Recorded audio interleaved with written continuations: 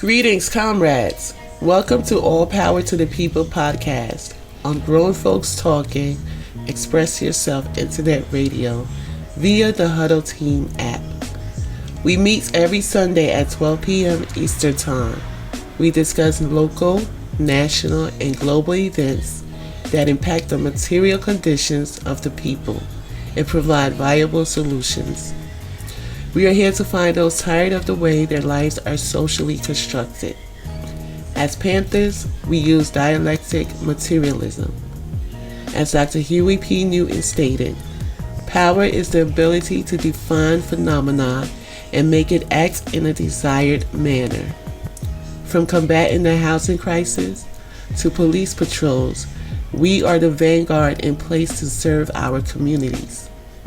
The purpose of this program is to highlight contradictions in the electoral process, which Western culture calls politics.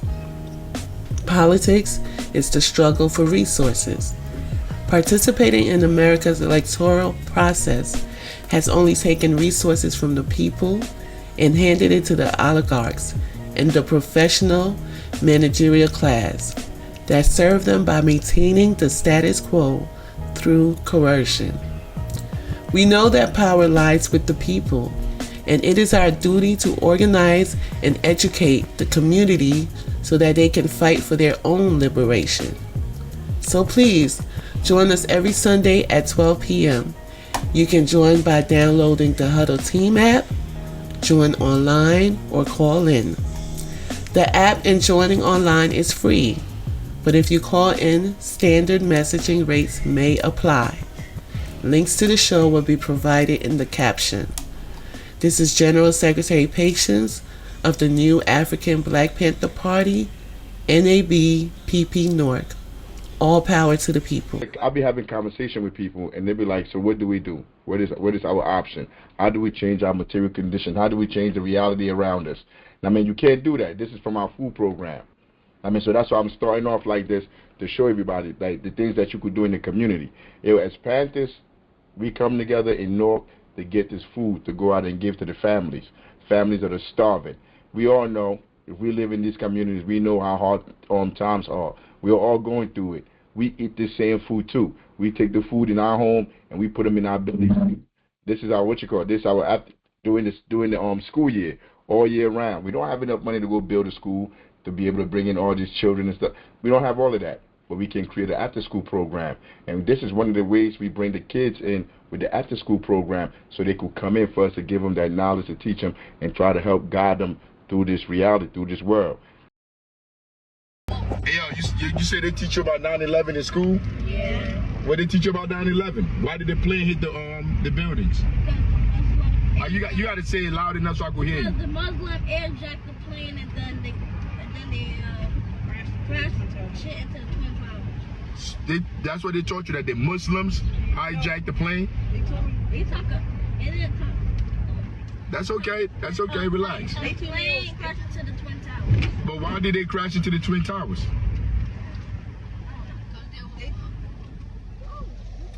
They didn't. Anybody? Hey, what you were saying, Major? I also know that they crashed into the woods. Hold up. Let Major speak. What'd you say, Major? My teacher told me that there was hijackers on a plane, and then when they crashed it, left the plane, and there was more hijackers on the other plane, and they crashed into that. That's what Towers again.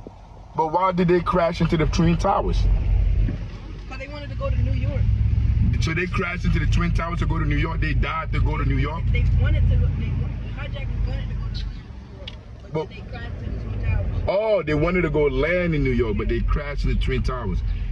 So anybody else got saying to add? Archie, you got saying to add? I know. What you want to add? That the other planes got airjacked and then they crashed into different places. That's it? Yeah. So nobody can tell me why the planes crashed? Why the planes did that? Nobody can tell me? But don't you think the school should tell you why? Yes. Yeah. So like, if the school not telling you why, what does that mean? They keep it secret. Wow. They're gatekeeping. Whoa, where you get gatekeeping from, bro? I said gates. But where you learn that at? TikTok. It's You say me? you said burnt. TikTok. You burnt out, yo. You burnt out. Nah, but the reason why they crashed into the into the Twin Towers is because the American government, America was going to their country, taking their natural resources, stealing their stuff, killing their people. So they got mad. They stole a plane and they came and crashed it on the World Trade Center to get back at America. That's why they did it. So it wasn't 2 planes then? No, it wasn't one plane. I think it was 2 or 3. Was it? I think it was like one. Was no? I think there was one in DC and there was one in Philly or something like that. So That did. Two inside the Twin Yeah, huh? So I basically got it right then. There was What one did- inside Twin Towers, and then another one tried to crash into the place that Trump lives in. The Trump Tower? There ain't no plane try to go to the Trump Tower. The White House? The White House. Did the plane try to go to the White House? No, the Pentagon. I think that's The plane, one went to the Pentagon.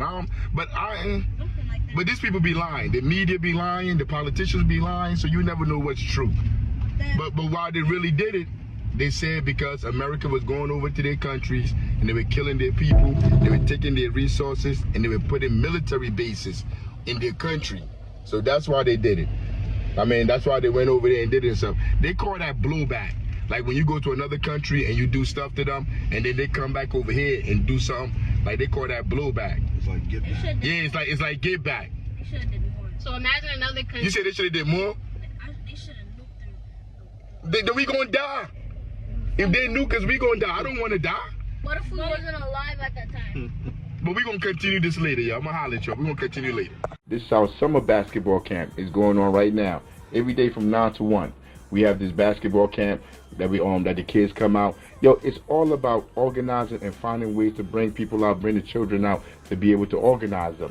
I mean, when you doing these things to bring the children in, to bring the community in, yo, you gotta be serious. You can't be playing around with this. Yo, like when the kids come here at the end of the summer, they're stronger, they're faster, they're quicker, and they know more about the game, about the sport than they did before. You know, we watch their minds develop every day. While we're talking about Pantherism, what do we do? What are the solutions? Yo, there's solutions here.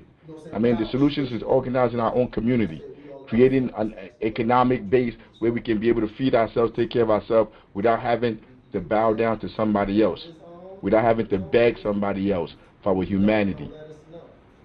Yo, I refuse to go beg anybody to give me humanity. I will take my humanity by force.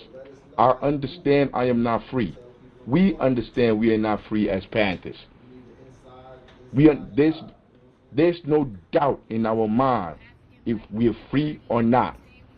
And you cannot hold anybody that's under oppression, that's under neocolonialism, responsible for how their life turned out, because they control no institution.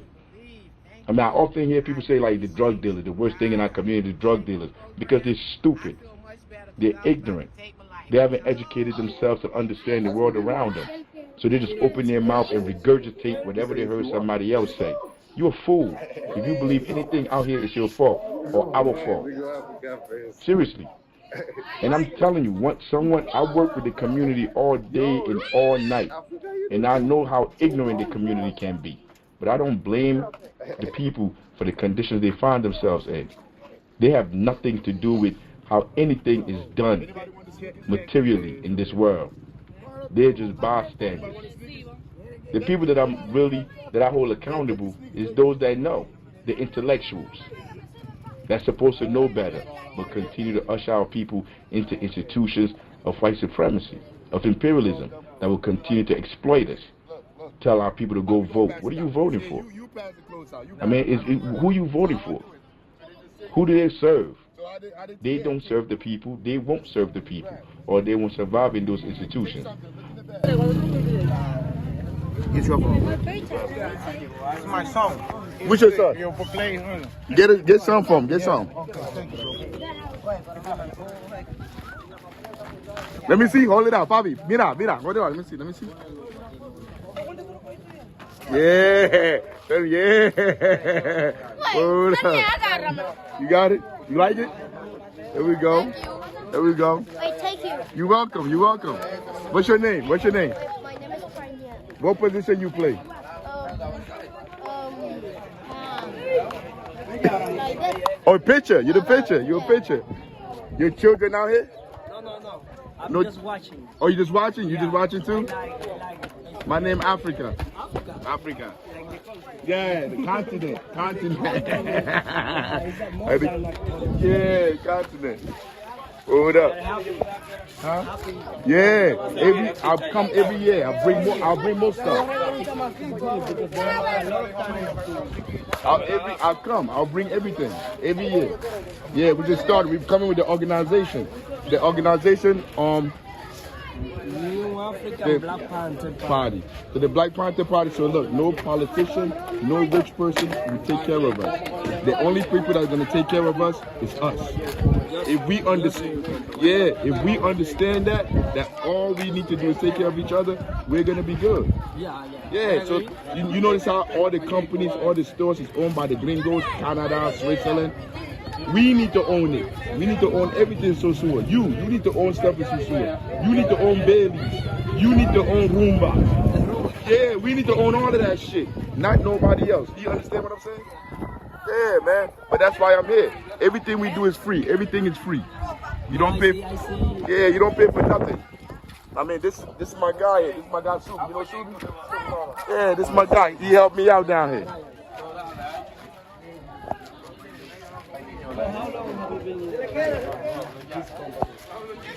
I've been with this company for about 7 years, but it's been here since 1969. I'm the leader of the company. I'm the leader now of the organization. Yeah. So we come down. He's gonna be down here working down here in the organization for me. Yeah, he's gonna be here working here. Also, do you visit Puerto Plata? Yeah, I work for the plot everywhere. I go everywhere. I stayed in. I'm from Puerto Plata. I'm from the shore to So you want to help me do this in Puerto Plata? I'm about to cut off the camera and I'm about to take your number.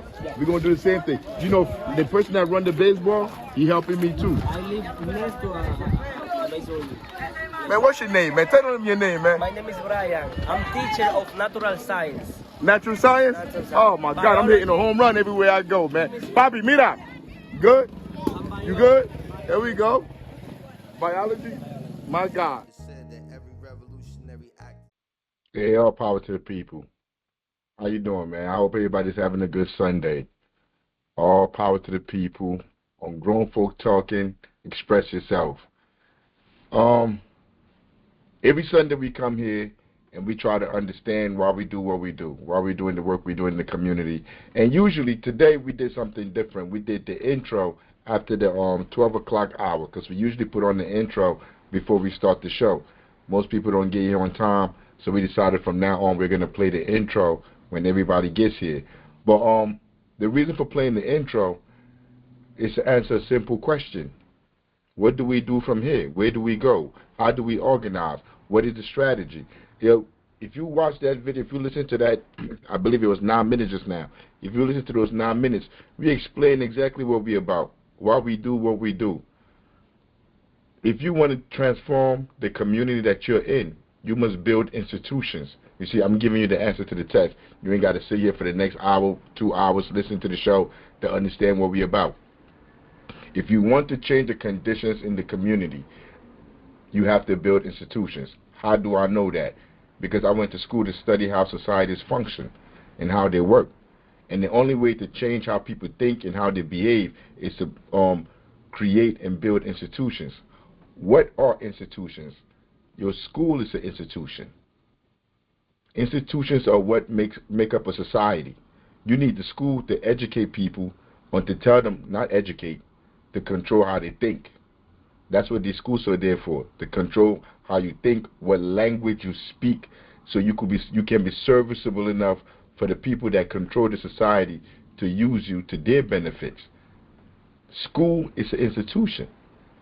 It makes no sense if we don't believe we are free to send our children to their institutions to educate our children. Because all that means we are putting a deposit on their future enslavement. Every day, every morning they wake up and go to these institutions that belong to the people that's been oppressing us since we got off the slave ships. Every day they go into them schools. They're actually going backwards. We're not going forward. We're not progressing. And if we want to change the conditions in our community, Schools is one of the first things that we have to start with. We have to build our own institutions. That is all we saying here. Nobody's saying become a Black Panther. We about to go to war with this person. We about to go to war with the government. We about to do this. We about to go marching, doing all this protest. Ain't nobody here to do none of that. Our first duty is to build institutions in our community. Build institutions in our community to serve our people. If anybody thinks out there that's bad, that's something negative, then they're naive, they're ignorant, and they don't understand what's going on. And there's nothing we can do about that. All we can do is focus on what we're trying to accomplish. Now, when you build those institutions, they have to be scientific. It can be on opinion. It can be based on religion. It can be based on anything other than scientific evidence. We go back and study people like Du Bois. Before this, we read Miseducation of the Negro. We read the Red Book by Mao. You have to go back and see what historians, what revolutionaries, the advice that they left for us to be able to continue to struggle. That's why we go back. Most people don't have the time to read. Everybody, it's hard to focus and grab a book and sit there and say, I'm going to read through all these pages without being pulled and tugged this way, that way. Like, you can't really focus. We go through it. We listen to the audio. The General Secretary take her time out and she read each chapter. And we listen to the audio because when we was using the computer, the computer sounded funny. Sometimes they have some Indian person. And it's like no shade on the Indian person, but you can't really understand the accent. So the General Secretary went through and she read it. And we're about to listen to, I think this is part 2 of chapter 4. I mean, and listening to it, you get to understand that the issues that we're dealing with now, the conditions we're dealing with now, have been here for over 100 years. That he's talking about the same thing. But before I play the video, it was not no Indian. It was an Indian voice. When we was listening to the thing earlier. Old white. That's an old white person. Old white, boring, slow man's voice. Well, whatever, whoever it was. I mean, but it's better now since this General Secretary started doing it. But what was I saying before I said that just now? What was I talking about, Patience? Ask the captain. She's the one who interrupted your thought. Yeah, Captain Patience. What was I saying? She probably not even watching. She don't know, but now, yeah. Was basically saying we go back in the past and we. Yeah, we go back and we go back. Yeah, we go back and we study all these people. It's going to help us understand what we need to change our material condition of right now, and that's where I wanted to really start off. As all of us, it doesn't matter how old you are, we have all signed into something that's called a social contract. When you go to school, like nobody got to make you go to these schools. We just get up. Everybody. Early, what was it called? Early kid, child, whatever. As early as possible, we're sending our kids into these schools, into these institutions. We go inside the bank, and we give the bank our money. The police, we give respect and in deference to the police. Like, listen to what they saying, listen to the laws, everything, the institutions that this society has put in place. We, as taxpayers, as the people, as residents, we sign a social contract. I mean, like, you don't literally sign it, but you have a social contract that you're going to abide by these rules, even though we may not agree with them. We don't agree with none of these rules. We don't agree how the police department working. We don't agree with how the school system works. We don't agree with nothing about how the society is ran. But we have no choice. We participate in that social contract. Our issue as Panthers is we reject that social contract. We say the police don't work for the people. The landlords don't work for the people. The politicians don't work for the people. None of these individuals or corporations or companies that's been put to manage our lives give a damn about any of us. So as Panthers, we believe we need to build our own institution, tear up that social contract. When you listen to people like Du Bois, when you listen to this intellectuals that's supposed to be from our community, They are 100% on the side of the social contract, that we should abide by that social contract. Their solutions for whatever is wrong in our community is for us to go into these institutions and try to reform the institutions, not to build our own institutions. And that is where we separate.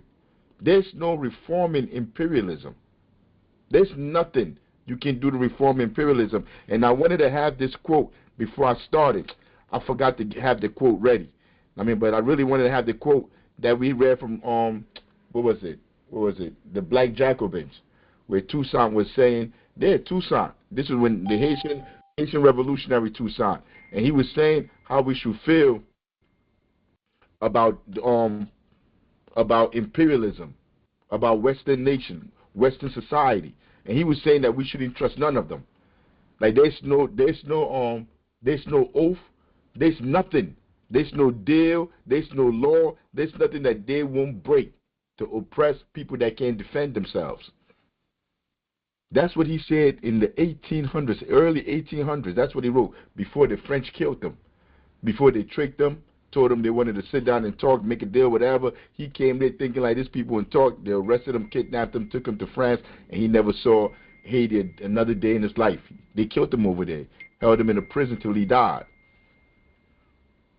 But that's what he said about these people, the same system that Du Bois is talking about, the same people that Du Bois is talking about, the same government now that we're dealing with today, Donald Trump, Obama, Biden, all these things haven't changed. It is still the same people in power, and it's still the same social contract that's in place.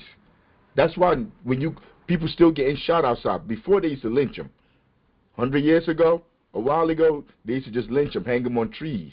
Now they have police that just shoot them in the back for having a cell phone in their pocket, for having a brush, for having a candy bar. Over and over and over and over and over. Year after year after year, generation after generation after generation, we're witnessing the same things over and over because the same people are in power. And we're still giving respect to their institutions. We're still participating in their institutions. When we say all power to the people, when I say all power to the people, because all the power is in the people. If the people walk away from their institutions, those institutions wither and die. Their schools will die. Their Democratic parties will die. Their Republican parties will die. But that's not what our intellectuals, the people that look like us, our intellectuals in position of power, our doctors, our lawyer, our middle managerial Negroes, that is not what they tell us, the people. They tell us to go vote for these politicians that they know work for imperialists, work for the wealthy, work for the same corporations that's poisoning us, poisoning our water, poisoning our air. None of them go to jail. They're not locking people up all the time for selling weed, for selling coke, for selling dope. But people poison the air, poison everybody, and nobody goes to jail. They poison the water system. Nobody goes to jail. But these are the people that our leaders, our intellectuals, all push us and tell us these are the people we need to support. These are the institutions we need to support. All we need to do is just go vote, vote, vote, vote, vote, vote. That's all they talk about. Vote, vote, vote. Because that maintains the status quo. And they continue to get their crumbs. And whenever you're listening to them for advice on how we change our condition, it's always the same thing. Going back into white supremacy. It's never building our own. It's never building institutions, building schools. How we don't have schools in our communities? We're all these great, black, rich, wealthy black people around here. All these black people that care so much about the community, that love the community, that all this that they're doing is always for the people. Everybody. I saw something about Shaq that came out last week, that Shaquille O'Neal is talking about opening up shelters for homeless people. He's going to cut a deal with the politicians that are in power to give them shelters for him to exploit the people. He's not coming here to use his money to open shelters that are outside of what the system is doing, what the government is doing, what white supremacy is doing. He's opening shelters to make our people whole, to get the people that have been thrown into the streets because of the buildings the buildings, the real estate that he's buying, that he's pricing up, that he's having to rent. You can't afford to live there if you're a Newark resident. He's coming in. He's saying he's coming into Newark. Those people that he threw out of their homes, that Shaquille O'Neal threw out of their homes, he's gonna now build a shelter to house them. I don't need to go do no research and look it up or nothing. Ain't none of that new. They've been doing that forever. He's going to come in, get government funding. It's going to be in his name. It's going to be a shack, whatever. But it's not really controlled by Shaq. He's really not doing nothing. He's just using his name to do what the government already been doing to the people already, and nothing changes. So maybe 20, 30 years from now, somebody be like, man, them homeless shelters that Shaq came in here and brought, he was just making money off the people. But right now, people, the mass of the people really don't understand, so they're thinking like, yeah, Shaq is trying to do something positive. None of these celebrities, none of these educators, none of these people are doing anything to serve our communities. If they were, we would have schools now. We would have economic centers. We have none of that. The only thing they come in our community to do is to exploit the people, to capitalize on the people. That's all they have done. Nobody can name no schools or nothing that celebrities have put in our communities. If they open schools, it's usually the same as the government school. They open up a charter school. They're teaching the same stuff. And most of the time, they open up the school, they don't even kids from our community that go there. I'm not even going to say black. It don't even be kids from our community. Because they have, I think, what is that, a YMCA that they have over there by Avon. A general secretary, is that a YMCA at the bottom? Yeah. Yeah, it's a YMCA. You got paid for their services, though. It's it's a YMCA there. But you got to pay. The people that live in that community, the people that live over there by Stratford, all of that, you got to pay to go there. They don't have the money to send their kids there. So usually it's the people from the surrounding neighborhoods, the suburbs, the ones that come in and work in the city. They may have their kids go there and wait till they get off their jobs, and then they come get their kids and go home. But that stuff is not for the people that live in the community. Because like Fred Hampton said, it's a class struggle, goddammit. We're in a class struggle. Yeah, I told this to a comrade that is by and large we're in a class struggle, and he said to me like, so what you saying, like there's no racism? How could I say that? There is racism, but you have to understand racism is a byproduct of imperialism, of this class structure. Racism, patriarchy, all these social ills are a product of imperialism. If you want to control a whole population of people, you got to have ways to divide them. You got to divide them along gender lines. You got to find all kinds of ways, old, young, whatever. None of this stuff is new. These are scientific ways to basically control people. It's been done generation after generation, epoch after epoch. This is how they control the masses of the people. And they are the one, when I say they, is the ones in control, the rulers. At one point, it used to be kings and queens. They used to be like everybody walking around now talking about, what's up, king? What's up, queen? What's up, king? Everybody wasn't no king and queen back then. It's just now, like it is right now. Everybody not rich. Everybody not a billionaire. They had their own billionaire, whatever. Back then, it was a royalty. It was, what the hell they call it? What period was that? When but be that as it may. But back then, the feudal period. Thank you. I mean, they had the kings and queens. Everybody was not a king and queen. I don't care if you was in Africa, wherever you at. It's always been a class struggle. The history of the world is that of class struggle. That's Karl Marx. This is not Africa making this up. So when you listening to this, because we listen to the Philadelphia Negro, this is like, I think, the second work that he put out, that Du Bois put out. And when you listen to this, he's coming from that managerial Negro perspective, from that class perspective. And when I say managerial Negro, because my boy Rodrigo just answered, yo, they got managerial Negroes everywhere. If we had a Chinese neighborhood, there would be managerial Negroes in that Chinese neighborhood. Wherever community you go to, because it's a class struggle. So if you're Spanish, Latin, whatever, however you want to, wherever your ancestors come from, because this is globalism now. It's class everywhere. And if you're at the bottom of the class, like, nobody's listening to you, what you want don't matter, None of that. You have no platform. You have no way to speak, which is why we got to continue to create our own platforms. All week, every day, I listen to like messages that's pushed out into people's minds that need to be refuted at that moment, at that exact moment. But there are no other outlets that's refuting what these people are saying. Like, I watch it every day, all day, because I got to watch all this media to see what they're talking about, for me to know what's going on, for me to know what I'm talking about. And all these people are basically pushing American hegemony, government ideals, what the government wants you to know, what the wealthy want you to know, how they want you to think. That's all they're pushing. But I'm about to play this right here. And remember, when you listen to it, you listen to this from the perspective of Du Bois, one of the managerial Negroes. This is how he saw the world back then. And from his perspective, there's only one kind of people that's valuable, that's good, that should be listened to, that should be in control of anything.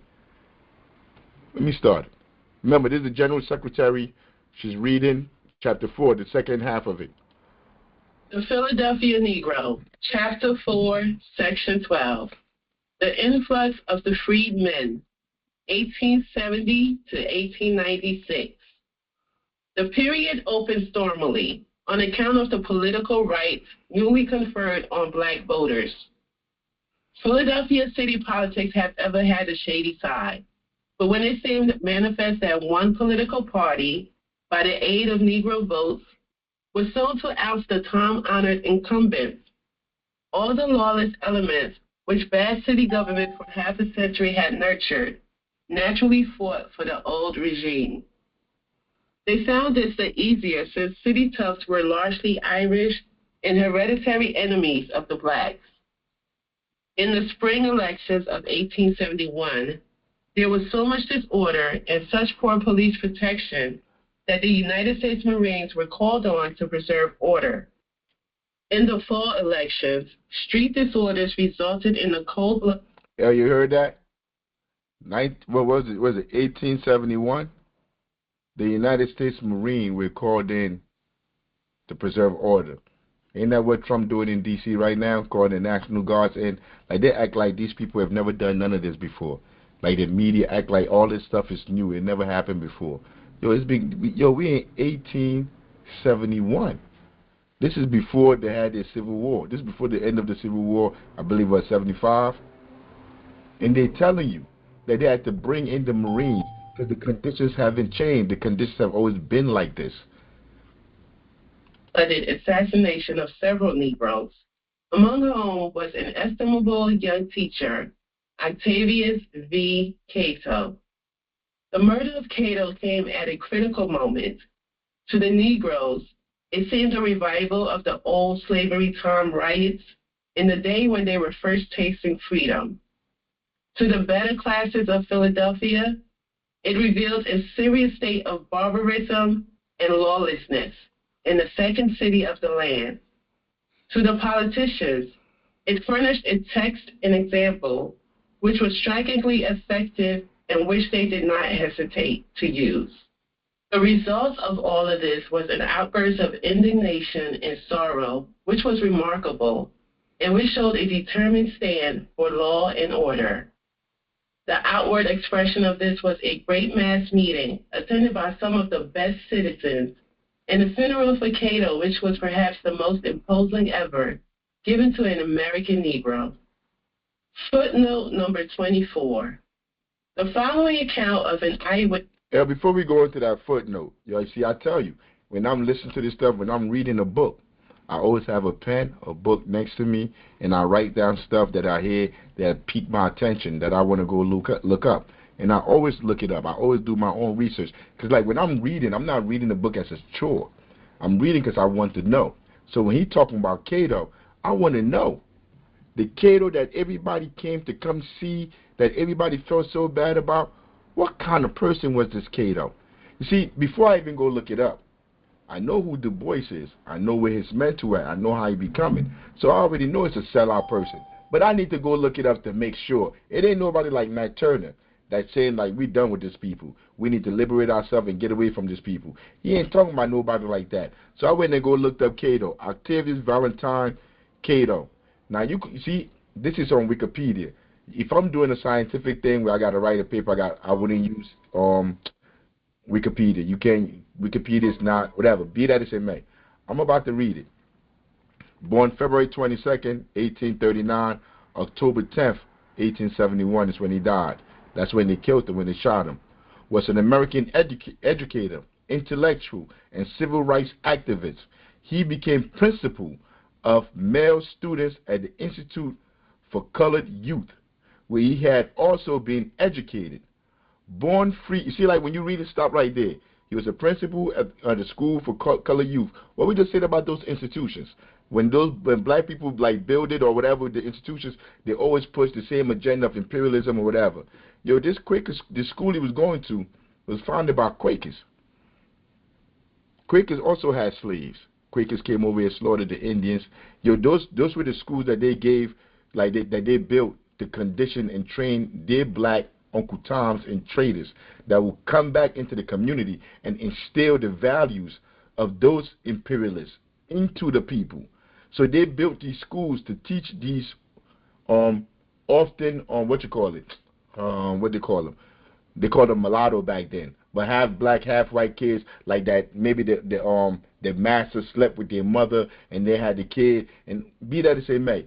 But these are the people that are offered in the schools. So let me keep reading, because like they're not saying that here. I'm just reading through it. Institute for Colored Youth, where he had also been educated. Born free. See, there we go right there. This is 1739 or something? No, 1839. He was born 1839. This is what? How many years? Almost 40 years before the Civil War, where black people, they say they fought for black people to be free. Bro was born free already. In a prominent mixed race family. He moved north as a boy with his family. After completing his education, he went into teaching and became active in civil rights. He became active in civil rights. This is in the 18 something. This is not even in 1960s. All that went, because that people think like that movement, civil rights, the assimilation or trying to be like the people that's oppressing us, assimilating into the society. Like everybody act like that was new in the 60s, but we going all the way back to 1839 when this guy was born, and they've been trying to assimilate all the way back then. After completing his education, he went into teaching and became active in civil rights. He also became known as a top cricket and baseball player in 19th century Philadelphia, Pennsylvania. He helped organize and played for the Philadelphia Pythons baseball team. He was shot and killed on election day in Philadelphia, where ethnic Irish of the Democratic Party, who were anti-Reconstruction and had opposed black suffrage, attacked black men to prevent their voting. So these immigrants that were coming in from Ireland because they were going through their own persecution or whatever going on over there that they was dealing with the British, because they were dealing with that forever. So when they left over there, they left the famine over there, and they came to America looking for somewhere to work. Remember, like, yo, this is so deep. It's like when you start talking about something, like you're pulling strings at everything else. So when they came from over there to America, because the jobs were over here in America. Why were the jobs coming over here? Because they were changing the society over into industrialism, to having factories where there was going to be jobs for these people to come and get these jobs and work in these companies. But now you couldn't have that if you still had slavery. So like the war was fought for them to open up the society into a whole different kind of way of making money, economics. That's why they fought the war. They didn't fight the war to free black people, because you can't have corporations that's doing capitalism where they're bringing people in, coming in, working, they're giving them a paycheck. Then you got somebody else next to them that has slaves. It doesn't work that way. You can't have that. You got to have an open government, or what they call an open government. So that's why they went to war. The North went to war with the South. I mean, for them to tell them like, nah, this is how it's gonna be. But in that, you know how they're always lying.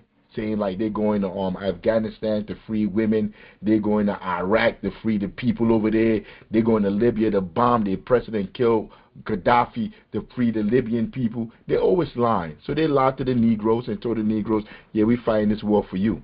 And then they had their Uncle Toms, their sellouts, like the boys, all of them, that go around getting all these black people up to go and fight in these wars that will do nothing to liberate their people or liberate them. We in 2025. You can go back and have a verdict now. They're fighting in a civil war, free black people. Are we free? Or do you got to pay for everything? Now you don't even know who your slave master is. You go to that plantation, you work all day from sun up to sundown, and then you go home and pay your own room and board. And you don't even know who your slave master is now. You don't even know where he live at. You can't say nothing to him. They have transformed the society into something that you can't even recognize. And you walk around thinking you're free. You don't see your children. If you have children, if you can afford children, you don't see them. You're not around them. You're working all day. By the time you turn around, you're dead. It's over. But you think you're free. The whole time you was here, you was like, yeah, I'm free. They're giving you that Novocaine that Malcolm talked about. Putting you to sleep. Getting you to think like this is what you all you need to do is go to college, get an education, and move away from your community, from your family. I mean, that's how you make your life better. Or become an entrepreneur. You're gonna become an entrepreneur, become a millionaire. You don't know math, you don't know science, you have no money, you have nothing, you have no connections, but you're just gonna become an entrepreneur. You're gonna just wake up one day and become an entrepreneur, because that's how this thing here works. That's how capitalism, imperialism works. You're just gonna become a millionaire. It's your idea that's keeping you from becoming a millionaire. You're illusional. Delusional. I'm bugging. Witness, Mr. W.C. Boulevard, is from the Philadelphia Tribune, a Negro paper. Quote, in the spring election preceding the murder of Octavius V. Cato, there was a good deal of rioting. It was at this election that the United States Marines were brought into play under the command of Colonel James Forney. Their very presence had the salutary effect of preserving order. The handwriting of political disaster to the Democratic Party was plainly noticed. This galled the unterrified, and much of the rancor was owing to the fact that the Negro vote would guarantee Republican supremacy beyond a doubt. And these Uncle Toms were loyal to the Republican Party back then. They were loyal to the Republican Party. It's both the same parties. They just flip. It just goes back and forth. Like right now, you're seeing a whole bunch of black people like navigating over to the Republican Party. The Democratic Party is like hanging on for dear life. They're about to die. They're about to die. Right now, I don't see how people go back to the Democratic Party. People that are sincere. People that are really like revolutionaries, thinkers. I don't see how they ever migrate back, because you can't. The Democratic Party has proven itself to be as corrupt, as evil, as racist as the Republican Party. It's basically they're the same party. I don't see how anybody of good conscience can stick with the Democratic Party. I don't know how they're going to come out of the situation that they got themselves in. You see, because it worked for a long time. This is how our political system works in America. Both parties work for oligarchs forever. They've always worked for oligarchs. They've never worked for the people. But you could, without social media, without the media, you could be able to lie to people. It's getting harder and harder to lie to people when people are watching a genocide on their social medias and TV screens every day, and they're watching the politicians lie right in front of them. Like you could fool people, but not when it's blatantly like right there in front of their face. Like what the politicians say is contradicted, like as soon as you put on the social media or scroll down. This is not going to last long, and it's not going to end well.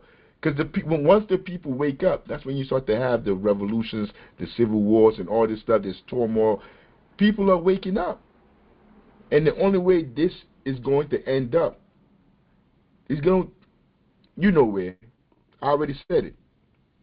But right now, the stage that people are in, they're starting to wake up. The illusion is going away. I mean, people really, like, people still say it, but don't nobody really vote no more. The masses of the people don't vote.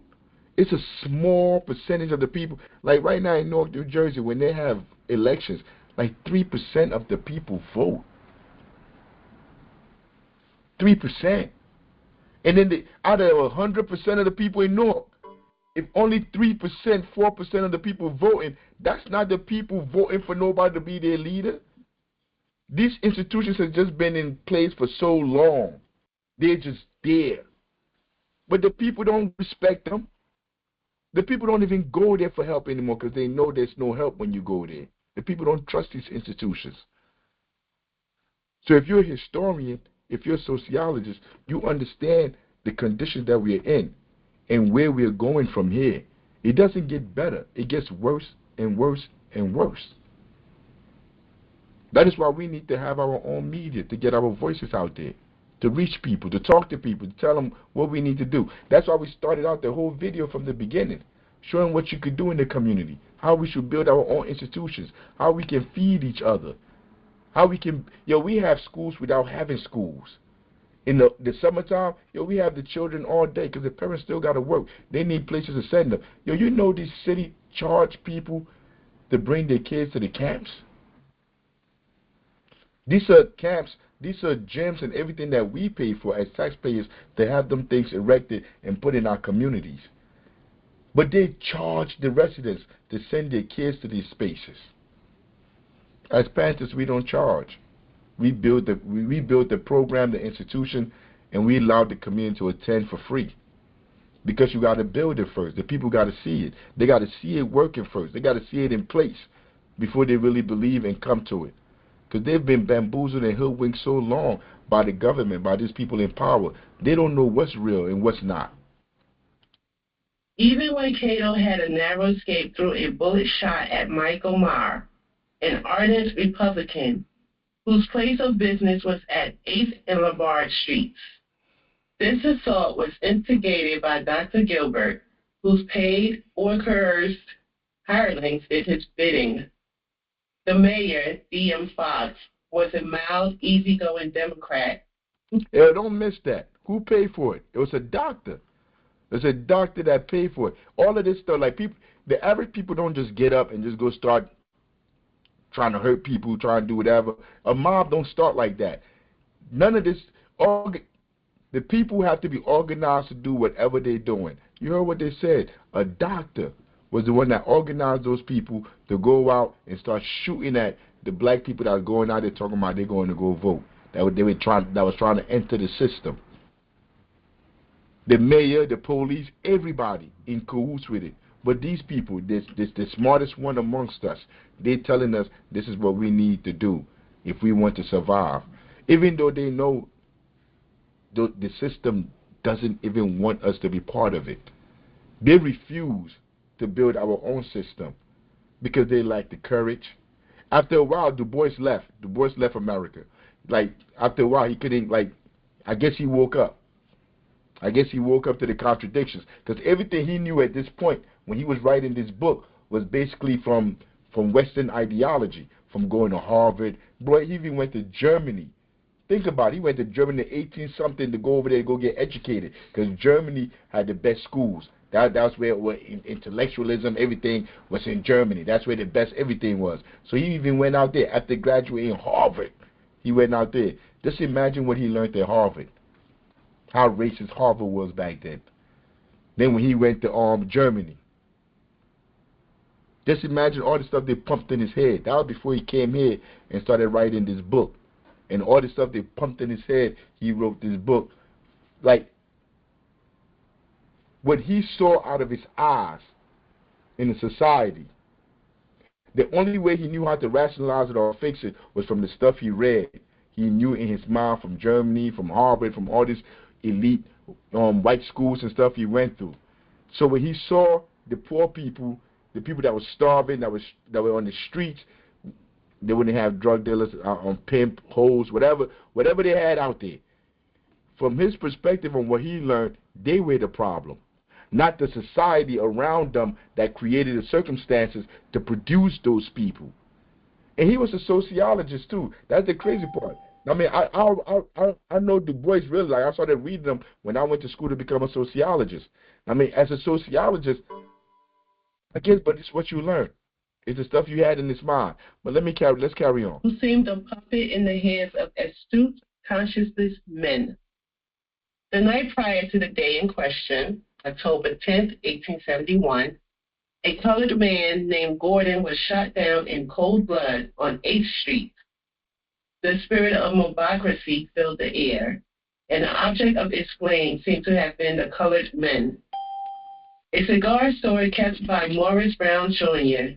was the resort of the Pythian and Banneker members, and it was at this place on the night prior to the murder that Cato appeared among his old friends for the last time. Quote, when the hour arrived for homegoing, Cato went the near and dangerous way to his residence, 84 South Street, and said as he left, I would not stultify my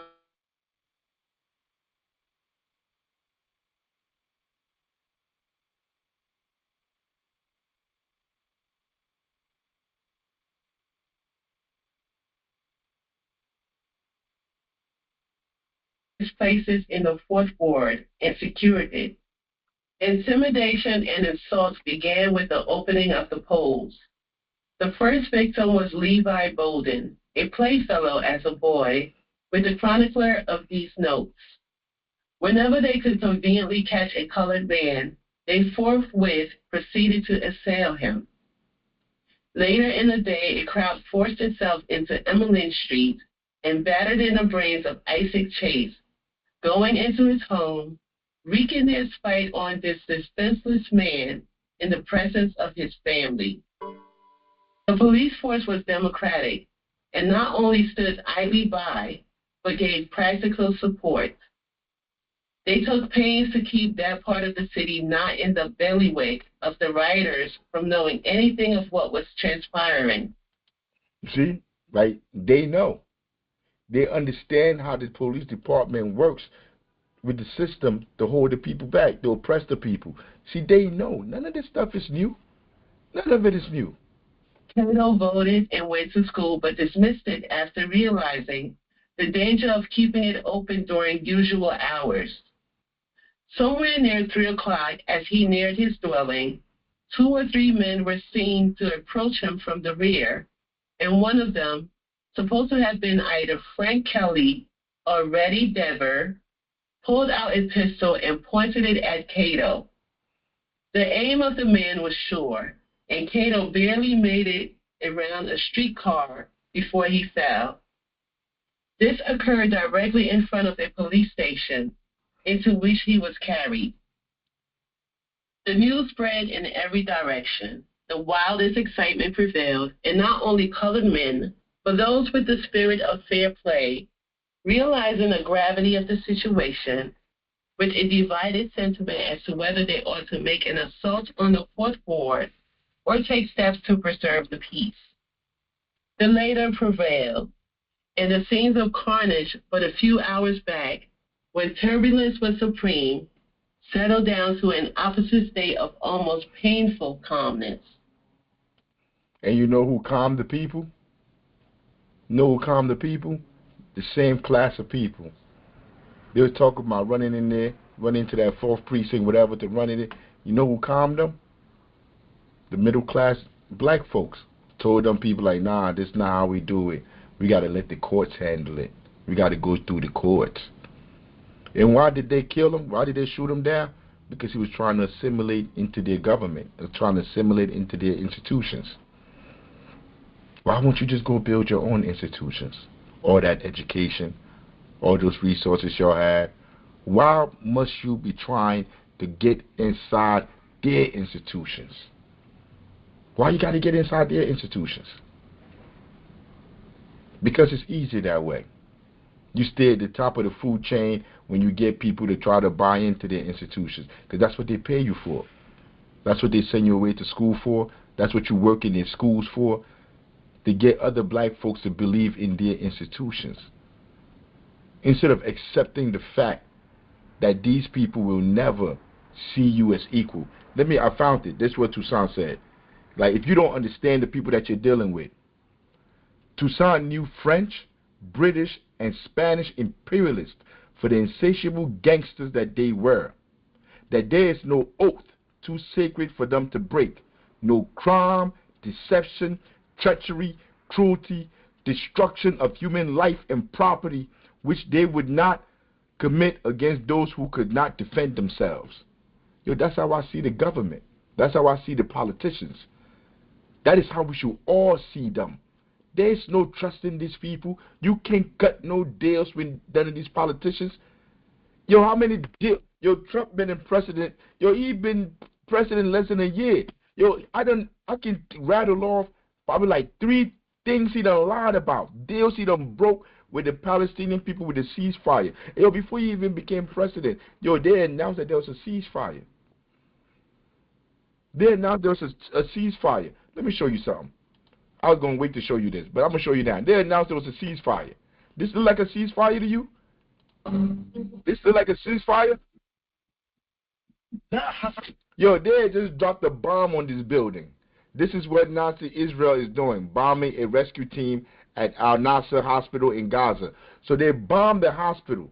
They're bombing hospitals, which is illegal in doing war. You're not supposed to bomb hospitals, schools. You're not supposed to kill civilians. These people been bombing everybody, but they bombed this hospital. And when these people came to come rescue the people that have been bombed, look what Israel did. It's called double tap. They dropped another bomb and killed all those people that you just saw just now. This is what imperialism, this is what Toussaint was talking about. When I read this, I don't be reading history and I go through history because this is fun for me to say, yeah, I read that book. Don't even remember what I read. Yeah, I read that book. That's what people do. They put up all these books that they say you should go read this book because they want to seem like they're cool, that they're smart. If you was cool, you was smart, you wouldn't be doing what you're doing. You wouldn't just be posting them books. You would be in the streets, boots on the ground, fighting for liberation. Listen to what Toussaint said. Toussaint knew French, British, and Spanish imperialists for the insatiable gangsters that they were. Gangsters. That's dumb right here. This is what he's talking about. Insatiable gangsters that they were. They will kill anybody if you can't protect yourself. There's no oath too sacred for them to break. No crime, deception, treachery, cruelty, destruction of human life and property which they wouldn't commit against those who can protect themselves. And look right here.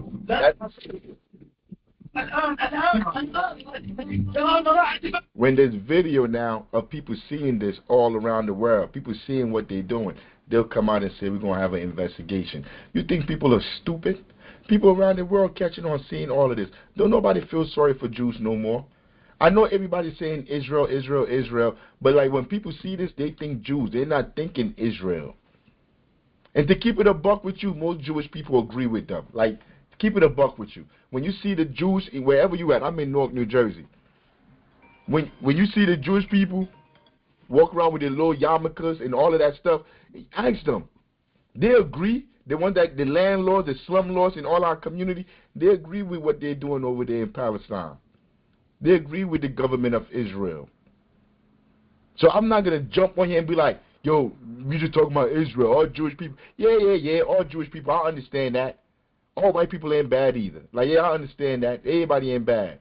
But by and large, bro, that's how they feel. They feel they should wipe them people off the face of the earth.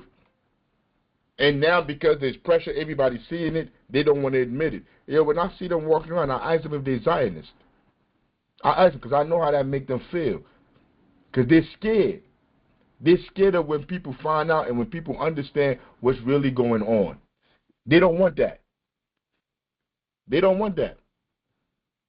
I mean, but the people been brainwashed to feel sympathy for these people. There's no sympathy. I have no sympathy in my mind for any of them. It is what it is. Chairman, Yo. I have a comment on Cato. I think it might have cut off in the recording. Mhm. But Cato is one of those Negroes that thought that he assimilated from my reading of this, because he knew where he was going was a dangerous area for black people. In the video, he says, quote, "I'm not going to stultify my manhood by going a roundabout way to get to my house." I don't know what stultify means, but Look it up. he felt cocky enough that he was safe in a space he know that black people weren't safe in. And that's how his murder came to be, because he thought he was a free black man.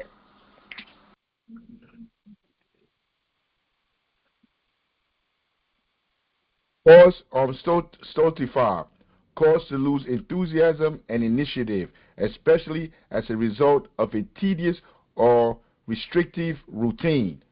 So like they're like, yo, you can't walk over here in this neighborhood after sundown. So you're gonna have to go like 3 hours around the way for you to get to right there. That's like 2 minutes away. So he like, man, I'm not doing no tedious. I'm not going all the way around. Nah, look, I'm going through here. That certified, those are the big words that Du Bois was using back then, because he went to Harvard and all these schools, and those are people he was writing to. He wasn't writing to the pimps and the people that's outside on the streets, the poor people, the slave. That's not what his book was to. But like what you said is right. I mean, because they see this illusion of a reality, and they believe this is how it's always going to be, because they're with the power side. So they start to believe their own lies. So they start to think that they're equal. They're as equal as that white man in the society that the white man has created. That I'm gonna go over here and I'm going to walk over here because I'm a free Negro. Ain't nothing gonna happen to me. And like I said, when you jump out that window, gravity gonna catch you. Gravity gonna let you know what's real and what's not. Man, they cut his TV off. Nobody ever went to jail for what happened to him. Nobody. After he died, nobody. They had that funeral. All the people, the white people that he worked for, that celebrated him being a head Uncle Tom. They came and celebrated him. They came and paid homage to him. But they never locked nobody up. Nobody was ever held accountable for what happened to him. His places in the fourth ward and secured it. Intimidation and assault began with the opening of the polls. The first victim was Levi Bolden, a playfellow as a boy with the chronicler of these notes. Whenever they could conveniently catch a colored man, they forthwith proceeded to assail him. Later in the day, a crowd forced itself into Emmeline Street and battered in the brains of Isaac Chase, going into his home, wreaking their spite on this defenseless man in the presence of his family. The police force was democratic and not only stood idly by, but gave practical support. They took pains to keep that part of the city not in the bailiwick of the rioters from knowing. Notice how I say they were democratic? The police force were democratic. Like, they were on the Democratic side, because at that point they were Republicans. So if it was Republicans in there, it wouldn't have been the same thing. See, this is the ideas that they're trying to, till today. They're doing the same thing. Anything of what was transpiring. Cato voted and went to school, but dismissed it after realizing the danger of keeping it open during usual hours. Somewhere near 3 o'clock, as he neared his dwelling, 2 or 3 men were seen to approach him from the rear, and one of them, supposed to have been either Frank Kelly or Reddy Dever, pulled out a pistol and pointed it at Cato. The aim of the man was sure, and Cato barely made it around a streetcar before he fell. This occurred directly in front of a police station, into which he was carried. The news spread in every direction. The wildest excitement prevailed, and not only colored men, but those with the spirit of fair play, realizing the gravity of the situation, with a divided sentiment as to whether they ought to make an assault on the fourth ward or take steps to preserve the peace. The latter prevailed, and the scenes of carnage for the few hours back, when turbulence was supreme, settled down to an opposite state of almost painful calmness. The rioting during that day was in parts of the 5th, 7th, and 4th wards, whose boundary lines met.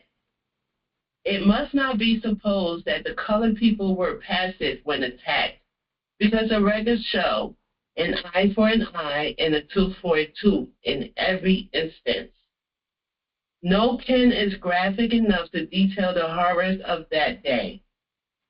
Each home was in sorrow, and strong men wept like children when they realized how much had been lost in the untimely death of the gifted Cato.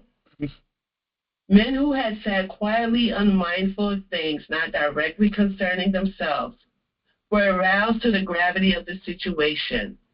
Wrought by the spirit of the mob, came out of their seclusion and took a stand for law and order.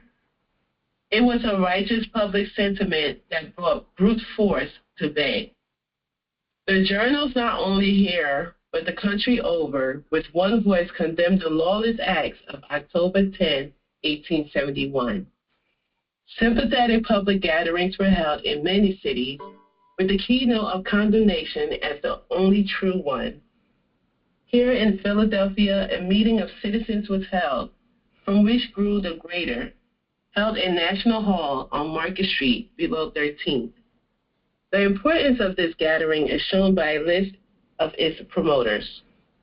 Samuel Perkins, Esquire, called it to order, and the eminent Honorable Henry C. Carey presided.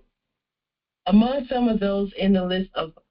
And just like now, when something happens in the community, or when you're seeing them hosting these free concerts in the community, all these things are being put in place by the people that control the society.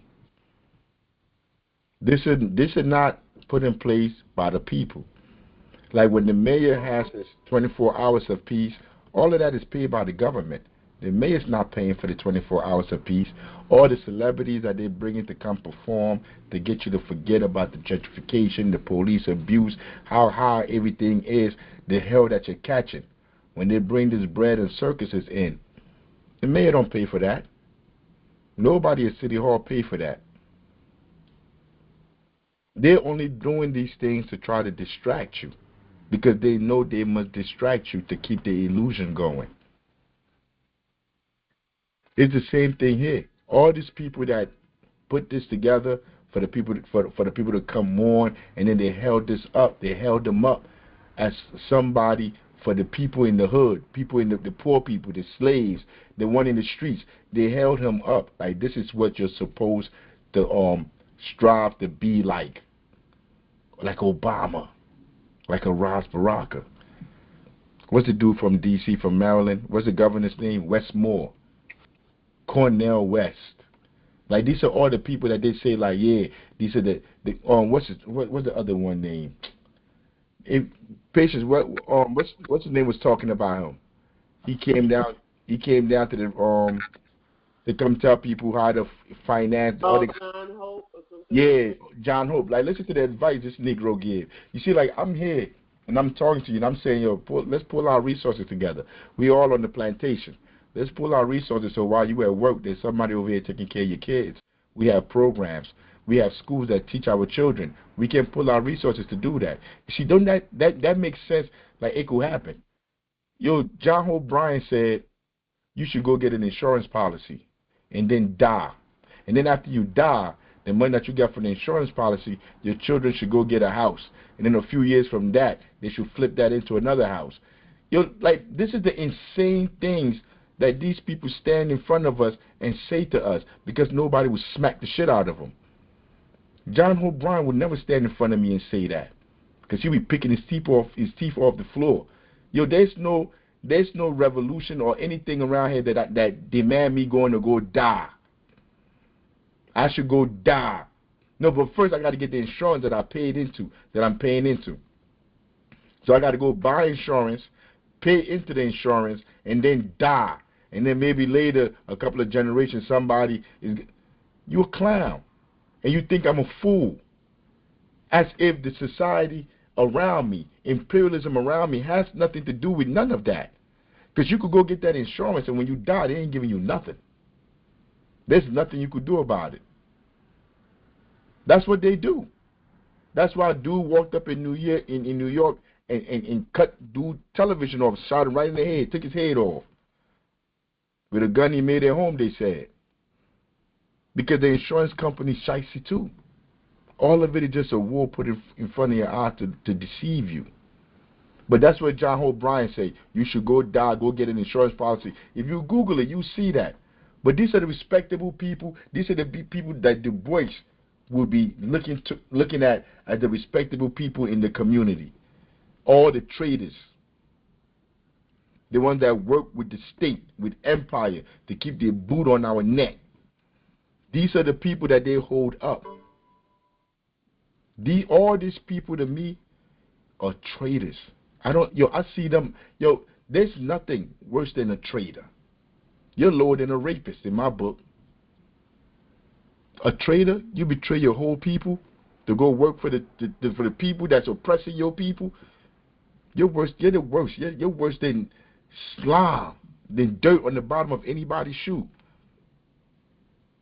Because I watched Finkelstein. I said it last time when we talked about Finkelstein, how he described those Jews that used to be helping the Germans, like they were like street dogs, and if they died in the streets, nobody should care.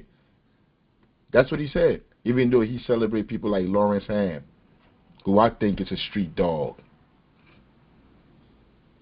I mean, but those are the people that came to come pay homage to this sellout that died for trying to go vote to be part of a system that don't want you being part of that system. That's who they want our people to be like. That's who they want our kids to strive to be like. To go in there and go work in the schools, to go in there and go vote for these politicians, to go work in their institutions. That's all our academics and professional people teach our people. They don't teach them to build their own institutions. They don't teach that. That's not what, you never hear none of that. The only time they talk about supporting black stuff is when you supporting them, supporting their businesses. So they call their private businesses black businesses. Their private businesses, not businesses that work for the whole people, for the whole community, that the whole community is invested in. That's not what they're talking about. I should go support their business, their individual business, and they call that shit a black business, when nothing about them is black.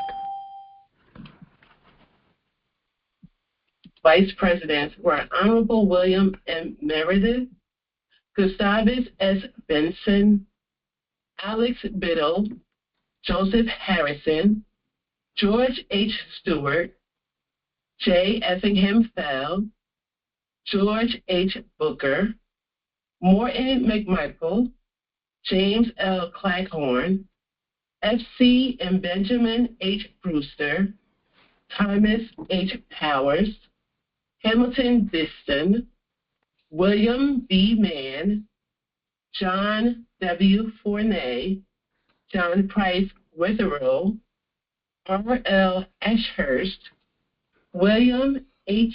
Kimball, William S.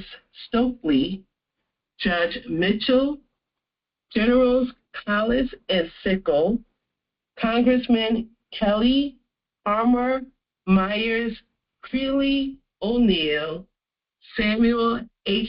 Bell, and hundreds more. These names represented the wealth, brains, and moral excellence of this community. John Goforth, the eminent lawyer, read the resolutions, which were seconded in speeches by Honorable William B. Mann, Robert Purvis, Isaiah C. Weirs, Reverend J. Walker Jackson, General C. H. T. Collis, and Honorable Alex K. McClure. These all breathe the same spirit, the condemnation of mob law and a demand for equal and exact justice to all. The speech of Colonel McClure stands out boldly among the greatest forensic efforts ever known to our city.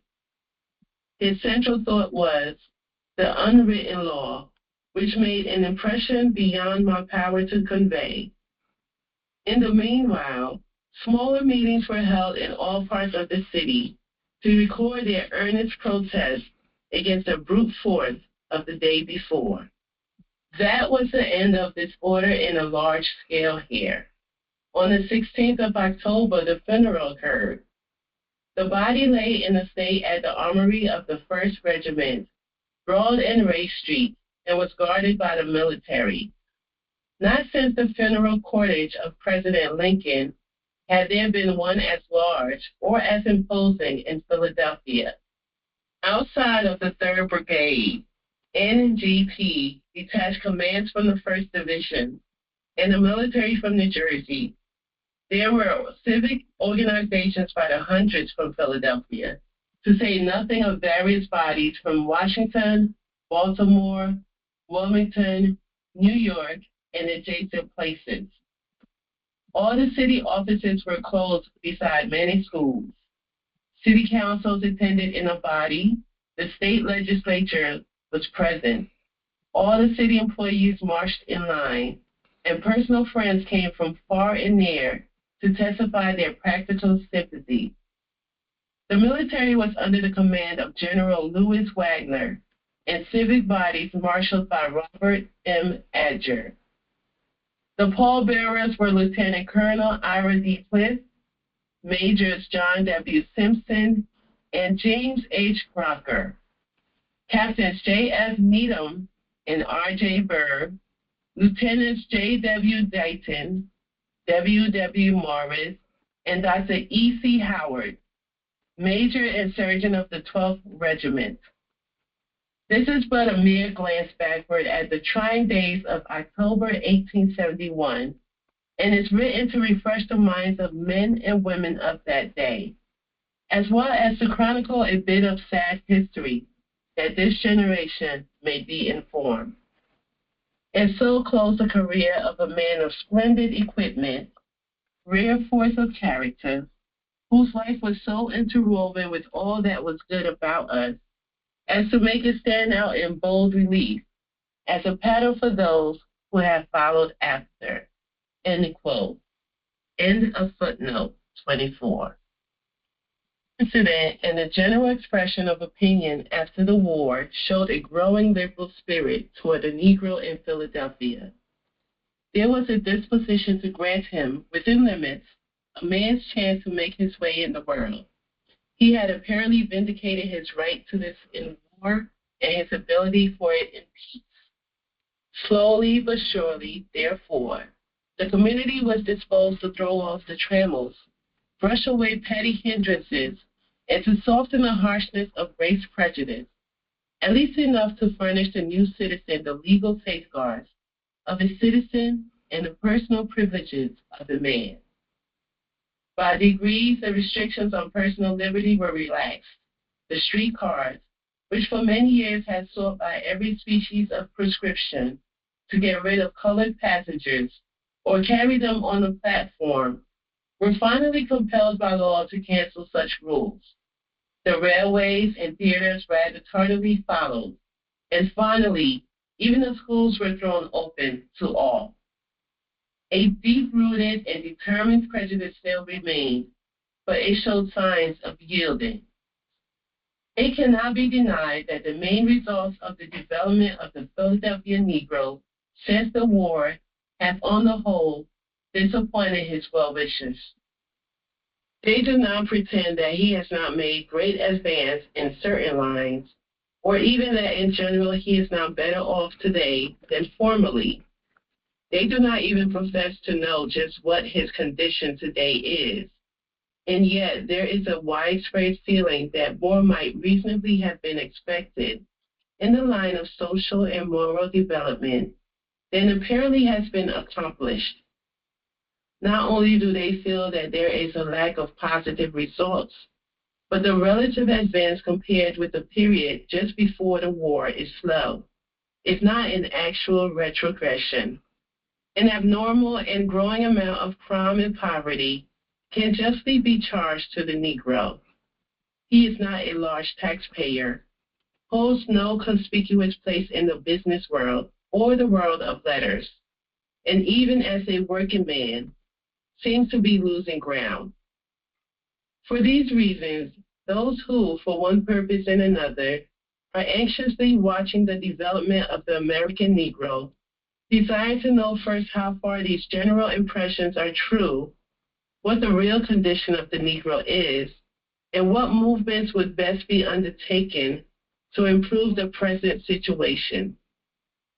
And this local problem is, after all, but a small manifestation of the larger and similar Negro problems throughout the land.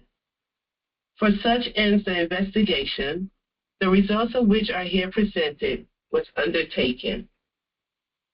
Not the first time such a study has been attempted. In 1837, 1847, and 1856, studies were made by the Abolition Society and the Friends, and much valuable data procured. The United States Census have also added to our general knowledge, and newspapers have often interested themselves in the matter. Unfortunately, however, the Friends' investigations are not altogether free from a suspicion of bias in favor of the Negro. The census reports are very general, and newspaper articles necessarily hurried and inaccurate. This study seeks to call judiciously from all these sources and others, and to add to them specially collected data for the years 1896 and 1897.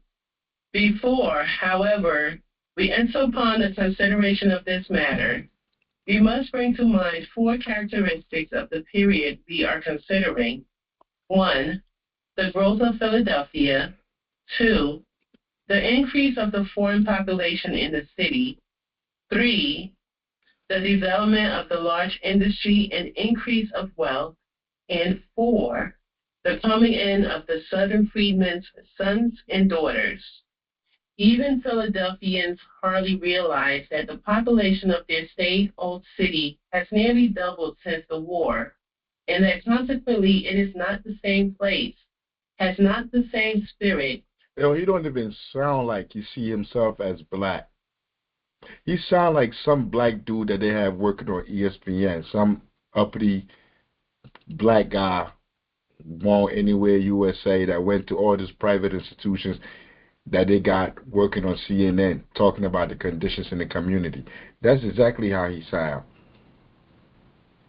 Because like you just heard him talk about the newly freed slaves and them coming into Philadelphia, and he's saying like the Philadelphians don't even understand like how their community has doubled and all the stuff that they coming down and they're gonna be fighting for jobs with people down in Philadelphia. Like that's how he be talking. The freedmen come up.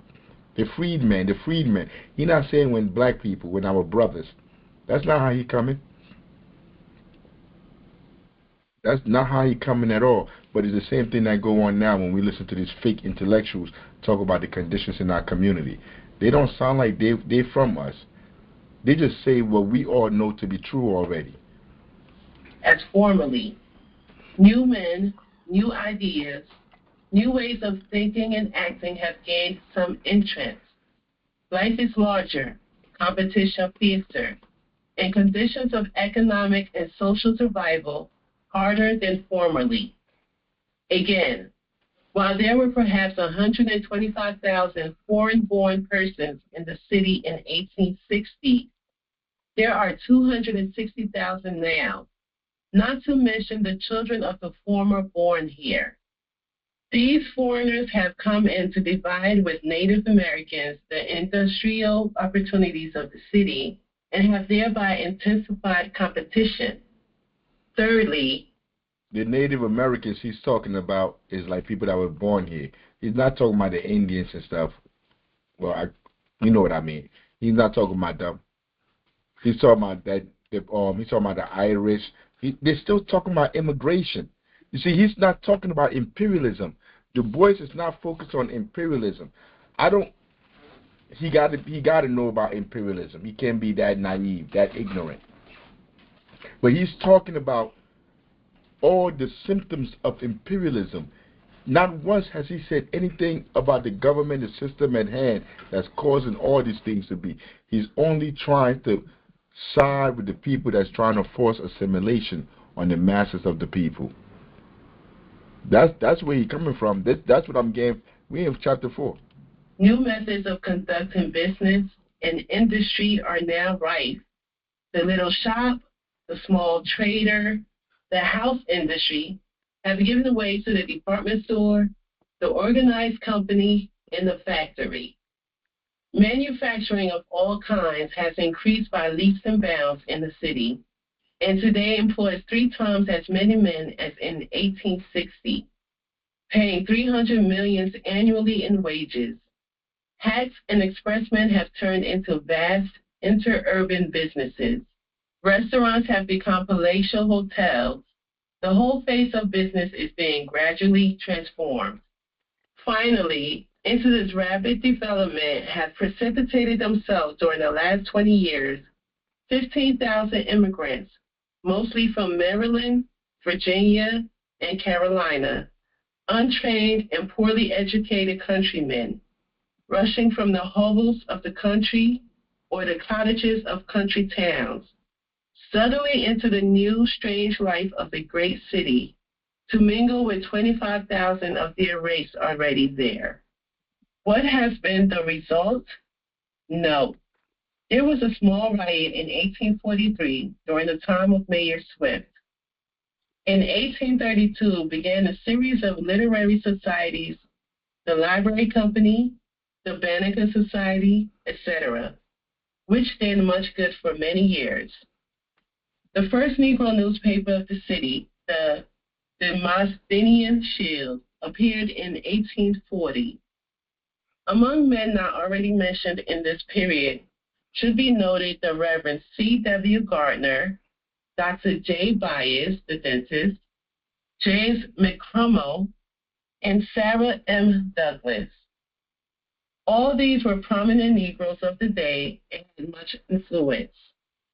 The artist Robert Douglas is the painter of a portrait of Fanny Kemble, which its Philadelphia owner today prefers to attribute to Thomas Dudley. End note. General Secretary, is this the end of chapter 4 or just? Yes, the next chapter will be chapter 5. All power to the people. But that's the Philadelphia Negro. That's chapter 4. We just went through chapter 4. So if you come every weekend, we're going to knock a book out. I mean, we here, we're going to listen to these chapters. We're going to knock these books out and understand what they were talking about in this book. So we are at chapter 4 now. You see where he's coming. We see where his perspective is coming from. I mean, so, like, how do we tie that in? Everything that's going on that he's saying there with what's going on today. Let me see what we got on here. This is Dr. John Henry Clark. Maybe the top 2 or 3 intellectuals we have ever produced on these shores as black people. When we talk, when Du Bois is looking towards those intellectuals to guide the mass of our people in Philly at that time into the government, into the system, to go fight for this government, to go fight for their wars, like the only way to change our condition is by assimilating into this government. Like I said, listen to what John Henry Clark said, not what Africa said. Listen to what John Henry Clark said in his own words. The kind of contradictions exist in black life. Or the contradiction of thinking that your oppressor will participate. The question was, what kind of contradiction, whatever, in black life? The contradiction, like you thinking like you can go vote for them to stop gentrifying your community. You can go vote for the gas to come down. You can go vote for food prices to come down. You can go vote for better community, for better anything. That you can go to this government, to this system, and try to seek redress from the system. That's the contradiction. Like, we all know this system is not here to serve us. But we all call the cops. Not me. I haven't called the cops in decades. Like, Most people, when something happens outside, the first thing they think instinctually is to call the cops. Even though you know the cops come there, they mess around, shoot you, or shoot everybody out there. But the contradiction is we call the cops because we believe in these institutions. So he's talking about our contradiction as black people. That's the question that dude asked him. I'm going to play it back again. What kind of contradictions exist in black life? What kind of contradictions exist in black life? Listen to what John Henry Clark said. He's smarter than you. He's smarter than me. He's smarter than all of us. He's one of the greatest intellectuals we ever produced as black people. Listen to him. The contradiction of thinking that your oppressor will participate in your liberation, and that your oppressor will dismantle his big international economic apparatus in order to bring social reform to you or anyone else.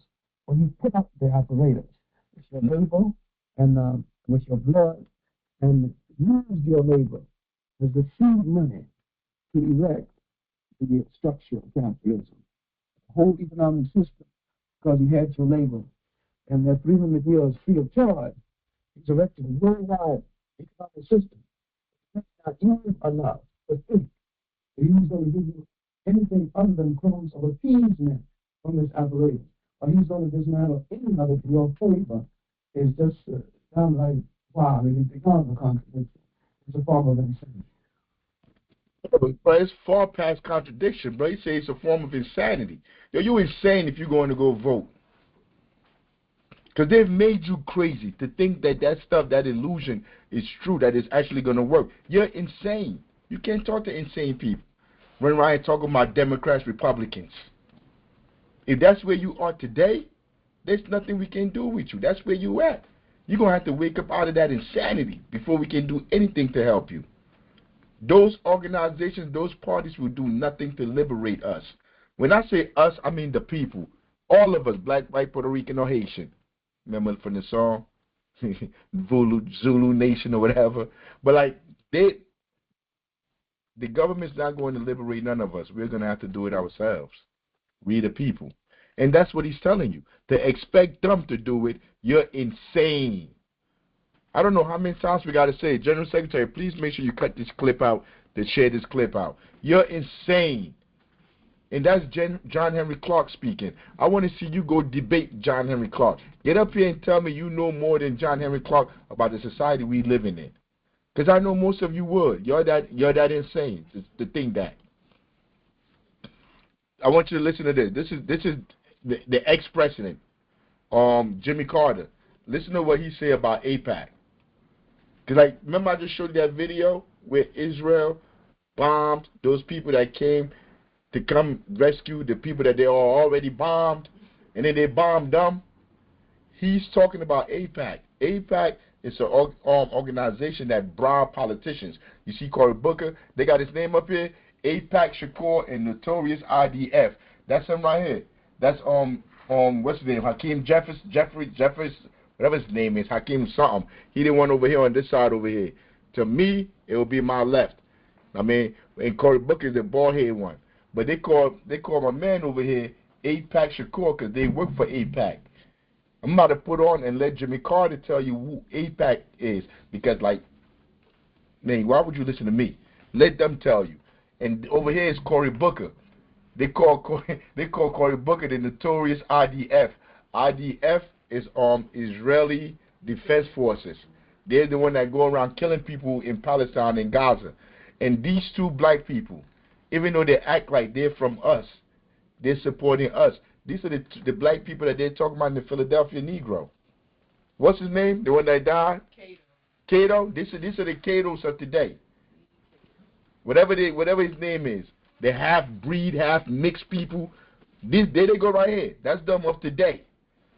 Trying to tell us that this government, what John Henry Clark just told you, that you're insane if you're looking for these people to do anything for you.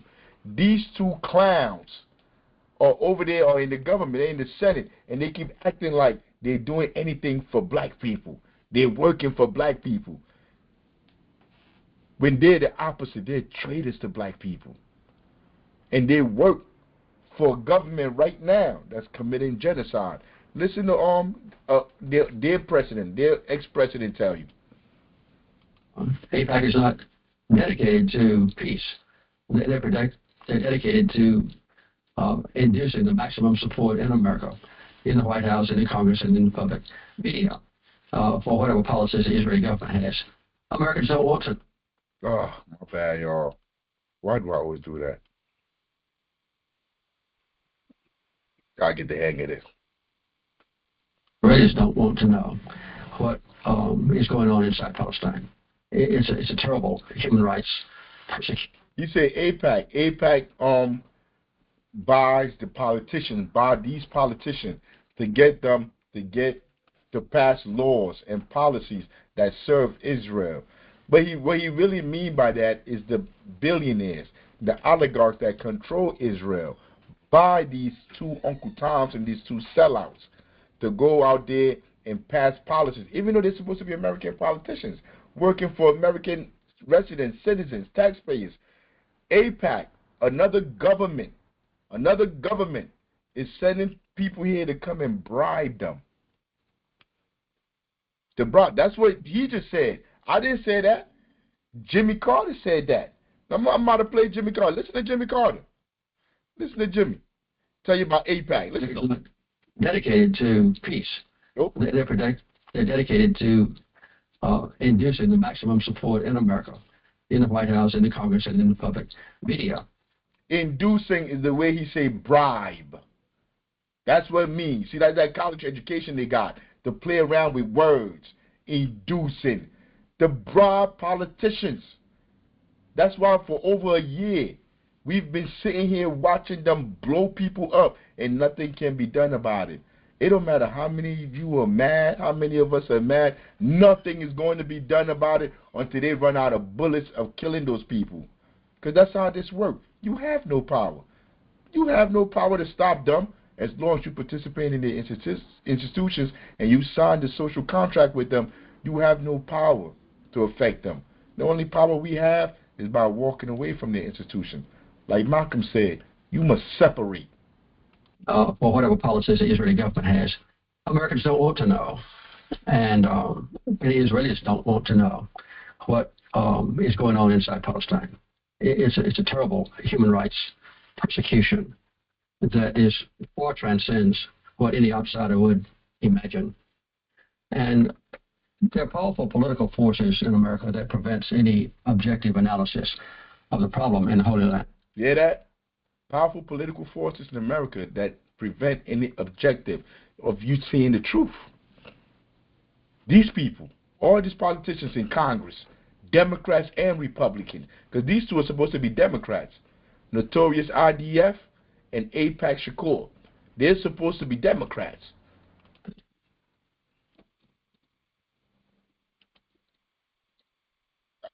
I ain't even going to play this again. But just think about it. Like you're going to go rescue people that they already blew up illegally. And then they blow y'all up. They've been doing this forever. I think this is why they sent, what's his name, to jail. What's his name, Patience, from WikiLeaks. The one that showed the helicopter. Assange. Yeah, Julian Assange. Julian Assange showed a video like this of them killing, like they had bombed a whole family. They had bombed everybody, people out there. And then the people had came to come rescue them. And then the helicopters pointed their guns and started shooting the people in Afghanistan. I think it was Afghanistan or Iraq. I don't remember. But they were shooting the people. And when WikiLeaks showed that video to the rest of the world, they went after Julian Assange and locked him up for no reason. These governments, these people, these corrupt governments, not the people, not the mass of the people that's paying taxes, that's working day to day to keep everything going. No, these oligarchs, they created a system where they locked them up. They had them locked up in the embassy for years. For years. Doing this work, you deal with a lot of fake activists, fake revolutionaries. They prop them up on these spaces, on these stations, on these radio stations, on these TV channels, and they come up here and they bemoan. They bemoan the suffering, our suffering. And they act like they just don't understand what's going on. This one, Linda Sassor, she work in the academic field too. She's on WBAI. I remember when I used to think WBAI was something special. Like that's who spoke for the people. They have all these Uncle Toms and all these frauds up there. She a fraud. You hear them up there so confident because nobody challenges them. They wouldn't allow nobody to challenge them. She don't even open up her phone lines for anybody to call in because she know people will roast her. But they come on there and just lie, act like they're good people. Listen to her. You actually think she actually mean what she's saying. Listen. It just demonstrates once again what a lot of people have been saying, which is that the party is out of step with the voters. There have been multiple polls that you have all seen in the last at least year. We could go back more than a year, but at least a year of where majority of Democrats are. For example, we know that there's a poll that demonstrates that 69% of Democratic voters say Israel is committing a genocide. That's 2/3 of the party, my friends. And we don't mean this about representation of delegates. We mean Democrats across the country, people who are registered Democrats who participate in elections. 69% of Democratic voters say that Israel is committing a genocide. 71% support restricting weapons to Israel. So a little over 2% more than those that are saying Israel is committing a genocide are saying we support restriction on weapons to Israel.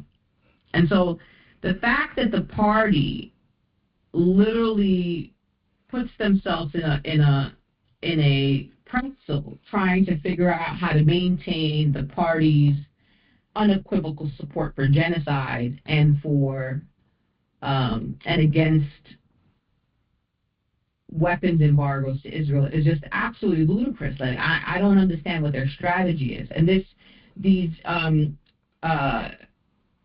numbers I'm giving you, so the 71% of Democratic voters that said they support restricting weapons to Israel was according to a poll in April 2025 by Zateo and Data for Progress. And the number 69% of Democrats believe Israel is committing genocide comes from an August 2025 poll by YouGov and The Economist. So if the polls are telling you, multiple polls, these are just two of the polls, are telling you that the majority of Democrats believe in restricting weapons to Israel and also that Israel is committing a genocide, and an emphasis on the word genocide, why would you always be doing everything that you can to somehow maintain a support for an apartheid state that your majority of voters don't support? How is that? See, like she act like she doesn't understand how imperialism works. That's what she's doing. She's trying to act like she's stupid. Like she don't understand, like these corporations, the Democratic Party, the Republican Party. She try to act like none of this stuff. Like we don't know what's going on. She's an academic. I think she's a professor at a university. A general secretary. Look her up. See what she teaches in this university. Okay. I mean, these are the people that eat. Like she act like she care about Palestinians while she's sitting over here in her comfy home, in her comfy job, at the comfy radio station, talking all this goofy stuff. People still getting blown up. But to them, this is how you fight back. This is how you bring about revolution, liberation, by going to vote for these politicians. Now she's all talking about Mandani. And then after Mandani, just like Obama, just like what's his name, Bernie Sanders, just like all these people, all these fake candidates. As soon as they're going to be talking about we had hope for Mandani. Then they're going to be a Fadani, a Fatima that they're going to be propping up. As if they don't understand this system itself is the problem. We must create a system outside of this one. Chairman. Huh?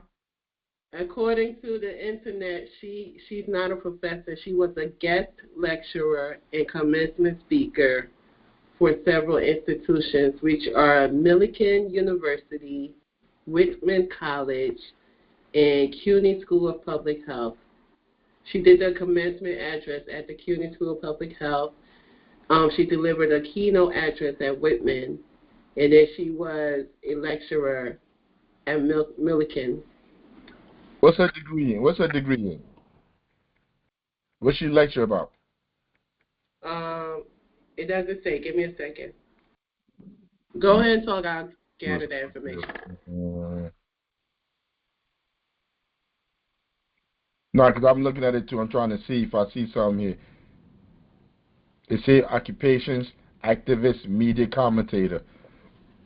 It don't say nothing about what you call it. Early life, personal life, notes, reference. But I think she do teach somewhere though. But this is the idea. This is stuff that they push out there to our people. Just let me let her finish. A winning strategy. How does anyone in the party think that's the way that we're going to win back the House and try to at least block Donald Trump? We're going to win back the House and we're going to block Donald Trump.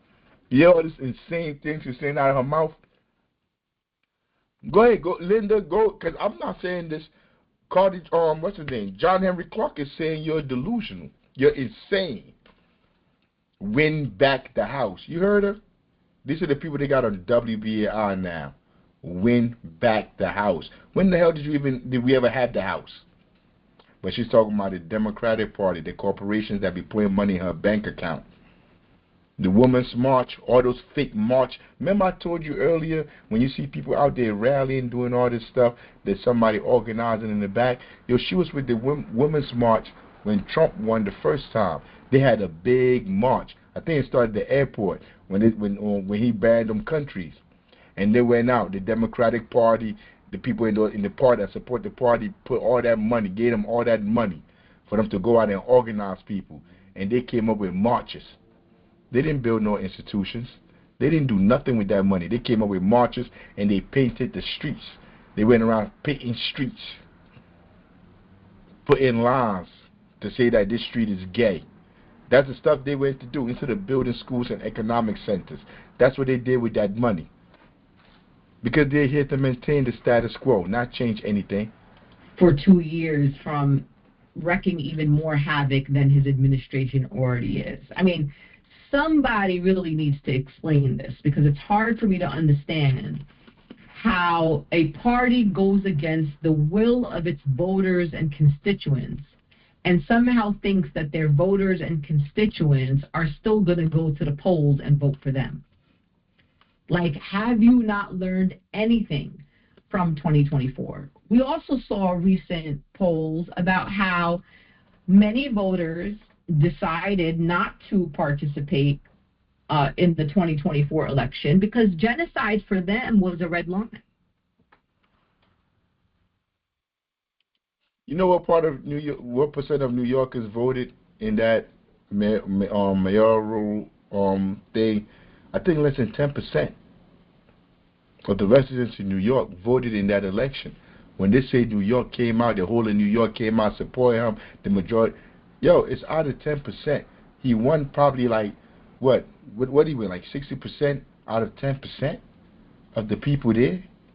So he didn't win the whole 10%. So at the end of the day, he probably got like 6% of the people that went out to vote. Not 6% of New York.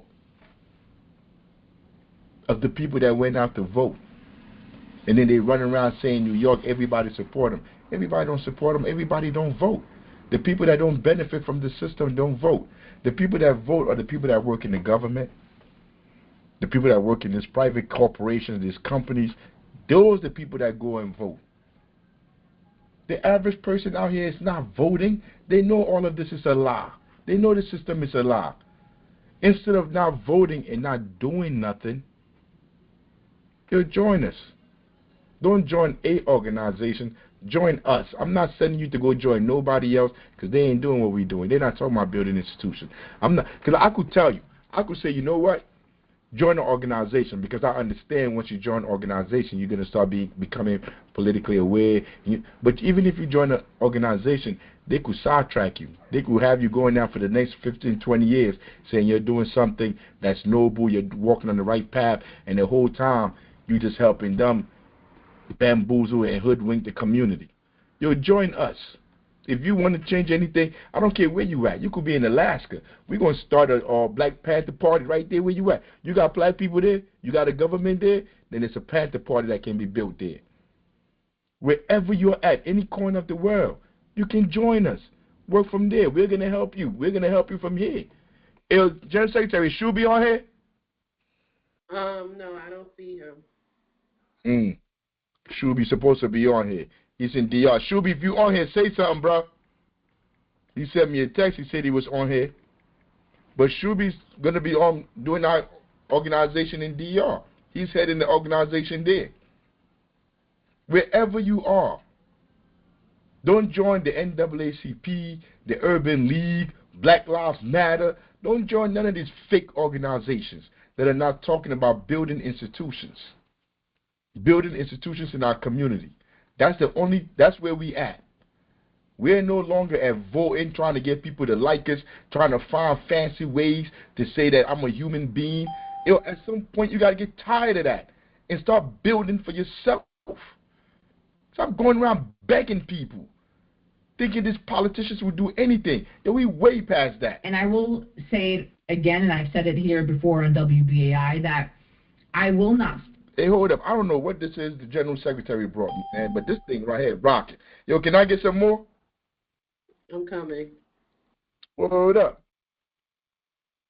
And for people blaming voters for the horror show that we are watching of authoritarian fascists literally occupying cities, kidnapping people off the streets of their communities, separating children from their parents at court hearings, deportations, the attacks on universities, the attacks on Smithsonian museums. I mean, all of it that's happening.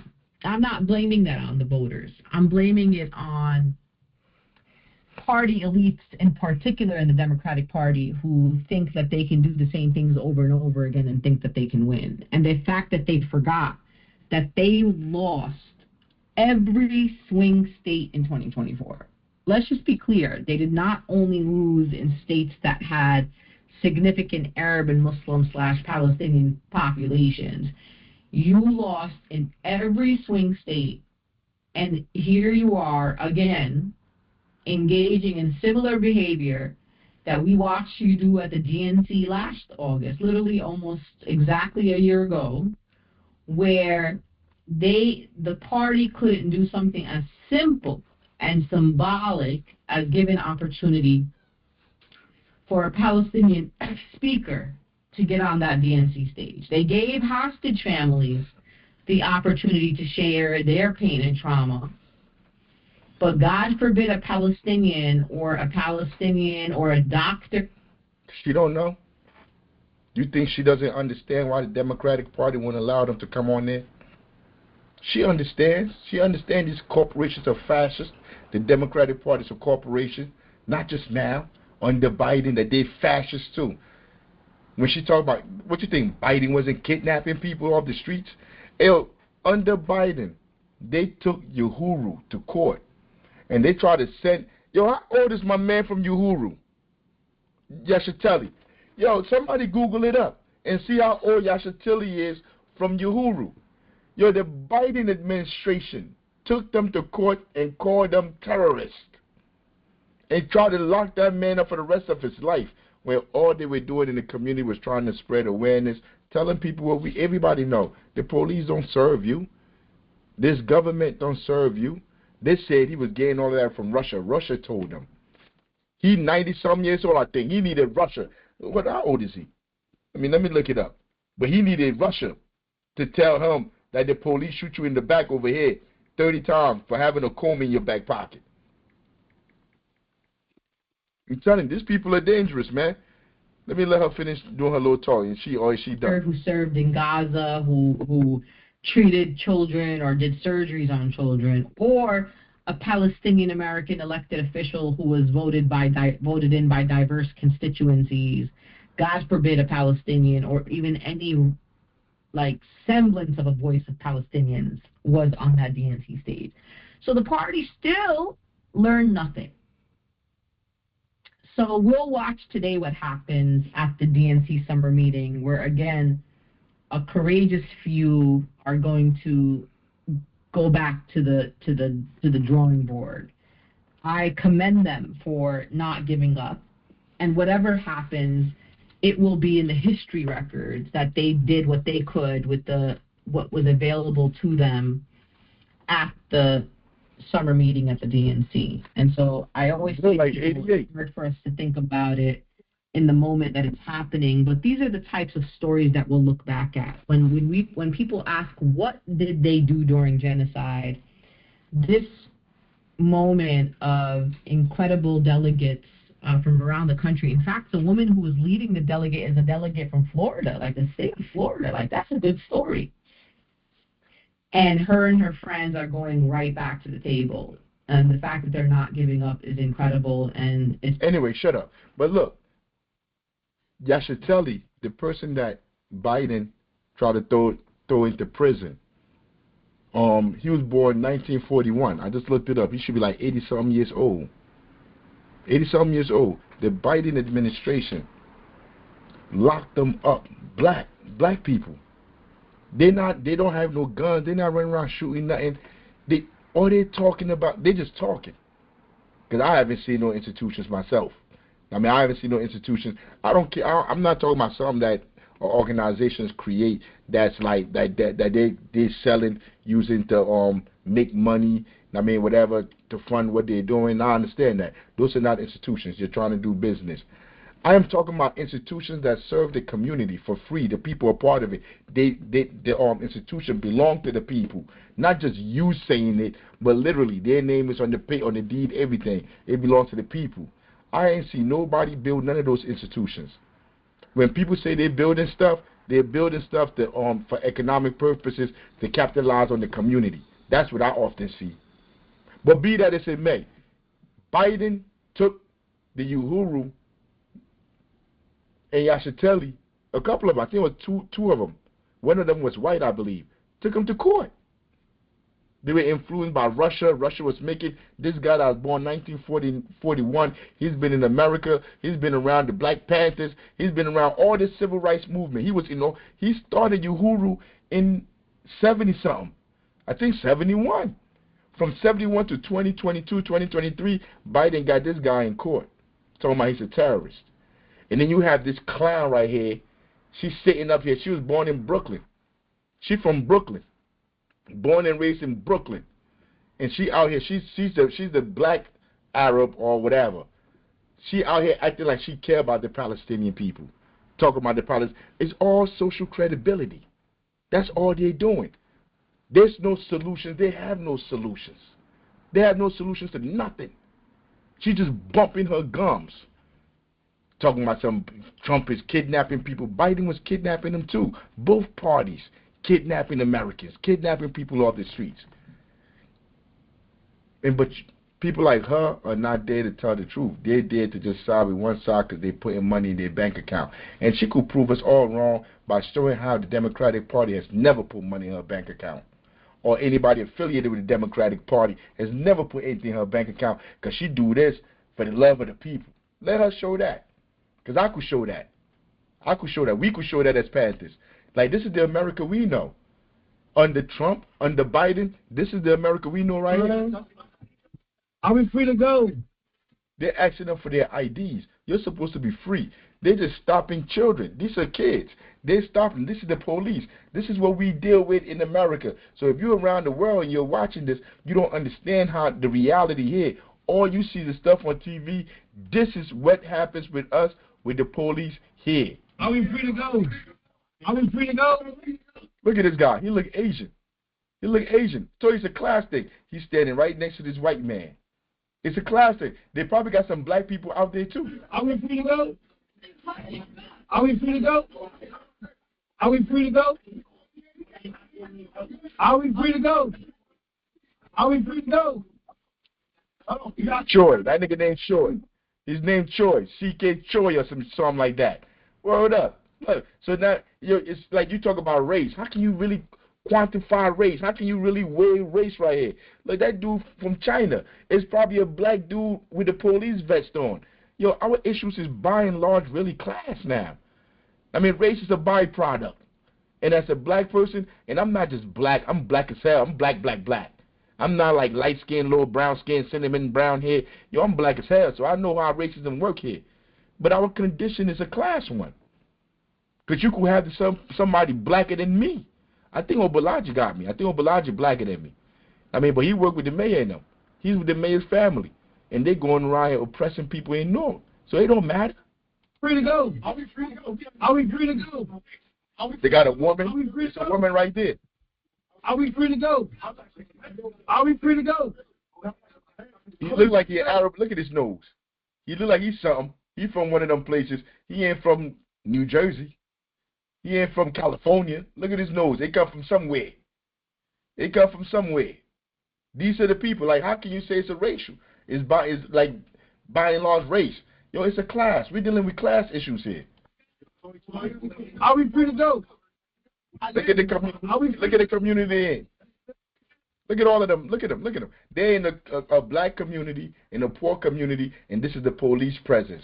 Like, what crime are you stopping? Like, let's say they're there because these kids they sell drugs.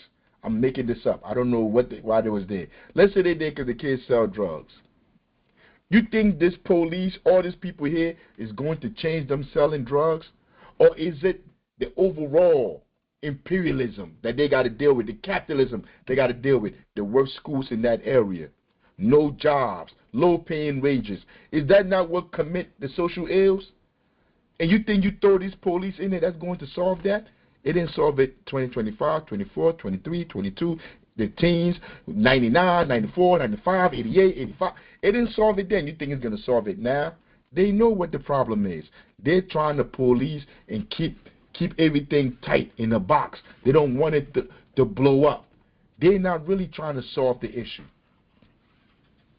Let's go, man. Let's go. The police out. Are we free to go? It's assimilation, man.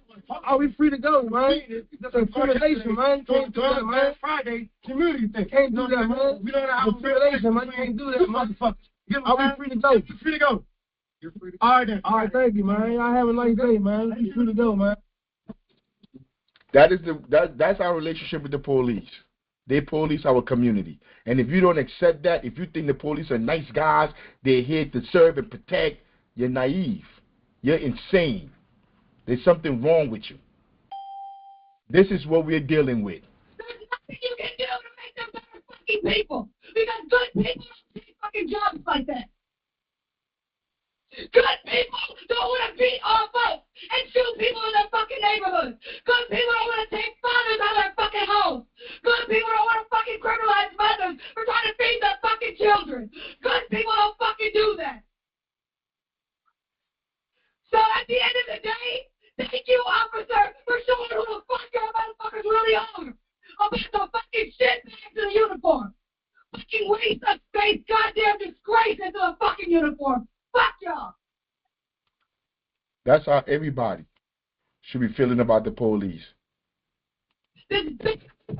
Her sentiment is how everybody in our community should be feeling about the police. But we don't build institutions in our community to teach our people. We send our kids to these schools that have them officers coming in there for kids. They act like they jump rope, shoot basketball with the kids. They start doing little dances and stuff. And then you have the kids, have our kids all thinking like these people mean them well. Have our people believing in these people, believing in these institutions, going along with this social contract. When we know the energy she's using right now, this is how we all feel about the police. Uniform. As a woman who fucking served this dumb-ass country, I'm fucking pissed. You know how I knew she served? Because she said shit bag. That's the language they use in the military, shit bag. Yeah, that's how I knew she served. But remember I told you before I was going to say join the organization, and I'm like, nah, join us. Yo, she had to go to the military to learn for herself that these people are savages and sociopaths. Like you heard her. She just said that served this country. Let me play it again. I'm fucking pissed. And Serena made an amazing point. She said, I'm fucking angry. I'm frustrated. And all I can fucking do is stand here and cry. No, it ain't. That ain't all you could do. 2 years since I started doing this shit. That's not all you can do. That's not all. You see, that's political education. If I could find that sister, that's not all you could do. You could build institutions in your community, start to organize your people. Because without the people being organized, you can't do nothing. You can't fight back. If you don't have the people are not organized, there's nothing you could do. All you could do is just wait to die. So there's a lot for you to do, sister. There's a lot for you to do. We got a lot of work to be done here. But it's not in those places. It's not in the voting booth. It's not at City Hall. It's with the people. It's not enough anymore. It's not enough anymore to just continue to gather and do shit like this. No. Like, we have to hold these motherfuckers accountable. Yeah. I'm tired of just cussing them out and ready for these bitches to start dropping badges. You see? But like she's not with no organization that's teaching her about institution building. That's the energy we need. I wish I could find this sister, but that's the energy we need. Take all that energy. Take all that energy. What Tupac say? I get my weight up with my head or something like that. Take all that energy and put it towards serving the people, and watch what you can accomplish. I mean, you don't need to come out there cussing them, yelling. I mean, hey, man, they deserve to be cursed at. But you don't need to go over there doing that. You don't need to go over there marching. We could start building institutions to produce the minds that we need in our community. Building schools. That you're building one school is worth more than all the marches, all the speeches, all these Negroes been given for the last over 100, 200 years. Building one school. If we can build one school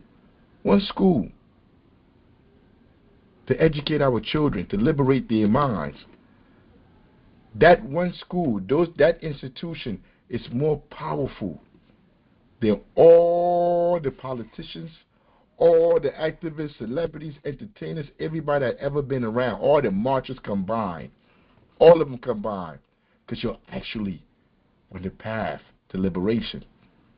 The first step is organizing the people. That's the first step. Now I learned that, I read that in Mao. That's what Mao said. When they had to take China over, they had to organize the people. They had to go work with the peasants. They had to go build schools. That's the first step. I'm ready for them to start losing their pensions, losing their future, losing their families and their livelihoods, just like all of the 2.3 million people that are incarcerated in this fucking country. I want them to experience that shit. Because that's the fuck you've been putting our fucking society through. This is your fucking inception. Slave catcher. Enforcer. Property protectors that don't give a fuck about the people that fucking give them our fucking money. For no fucking cruisers. For tanks. But yeah, here they are. Shooting us in the street. When we asked them for a fucking report, they had to go in that building damn near 3 times to get a sheet of fucking paper that we paid for. That you pay for. That they refuse to give you what you pay for. Yo, that's regular, man. That's regular because they're not there to serve us. We pay for it, but they're not there. But if you forgot, I'm going to get somebody else to tell you. That's Muhammad Ali. I'm going to get somebody else to tell you, just in case you forgot, you don't understand. After we done read the Philadelphia Negro, you heard what Du Bois was talking about, the kind of people that they look at as role models. It's the opposite of what Muhammad Ali is doing right now, of who he was. This person right here would not be remembered. You won't have all those people coming down there. The person that's talking like this, that's giving their life to or something like this, you're not going to have the generals and all those people coming out at his funeral. He had people come out because he was a boxer. That's why people went to go to his funeral. Everybody celebrated because he was a famous athlete. But if you believe listen to what he's saying. The real enemies of my people are right here, not in Vietnam. No. Imagine if LeBron said that. The real enemies of my people are right here, not in Ukraine, not in Afghanistan, not in Iraq. There wouldn't be no LeBron. There wouldn't be no LeBron. Yo, he paid a price. You see how young he is? They made him pay that price. They learned him. They learned him because he had to make money by going through their institutions. Boxing. He had to make money through that. So they learned him after he made these statements. They took away everything from him. And the only way they brought him back into their good graces was when he bent the knee. When he bent the knee. And I will not go 10,000 miles from here to help murder and kill another poor people simply to continue the domination of white slave masters. That's Muhammad Ali. That's what he was telling you back then.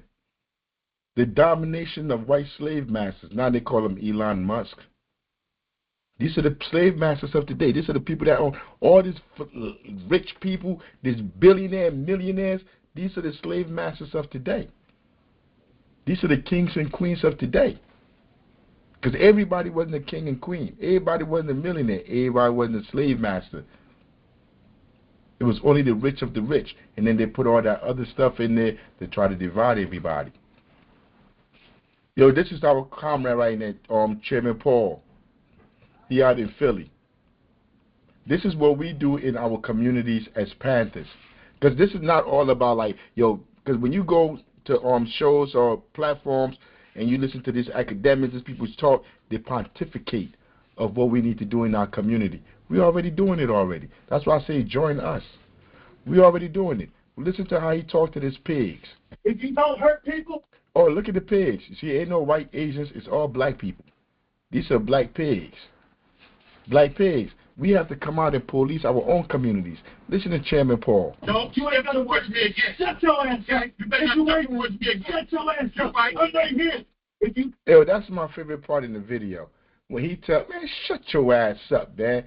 You would not. Look how he's standing back there. You would not, because he believe he has the power of the state behind him. That's what they make. Yo, inside their minds, they know they're wrong. The dude with the white shirt know he wrong. The other, they all know they're wrong. They all know they're serving empire. They're not serving the people. I mean, but you always have that one Negro right there that think because he has the power of the state, he can shut you up. Paul tell me, shut your ass up. That's some African shit right there.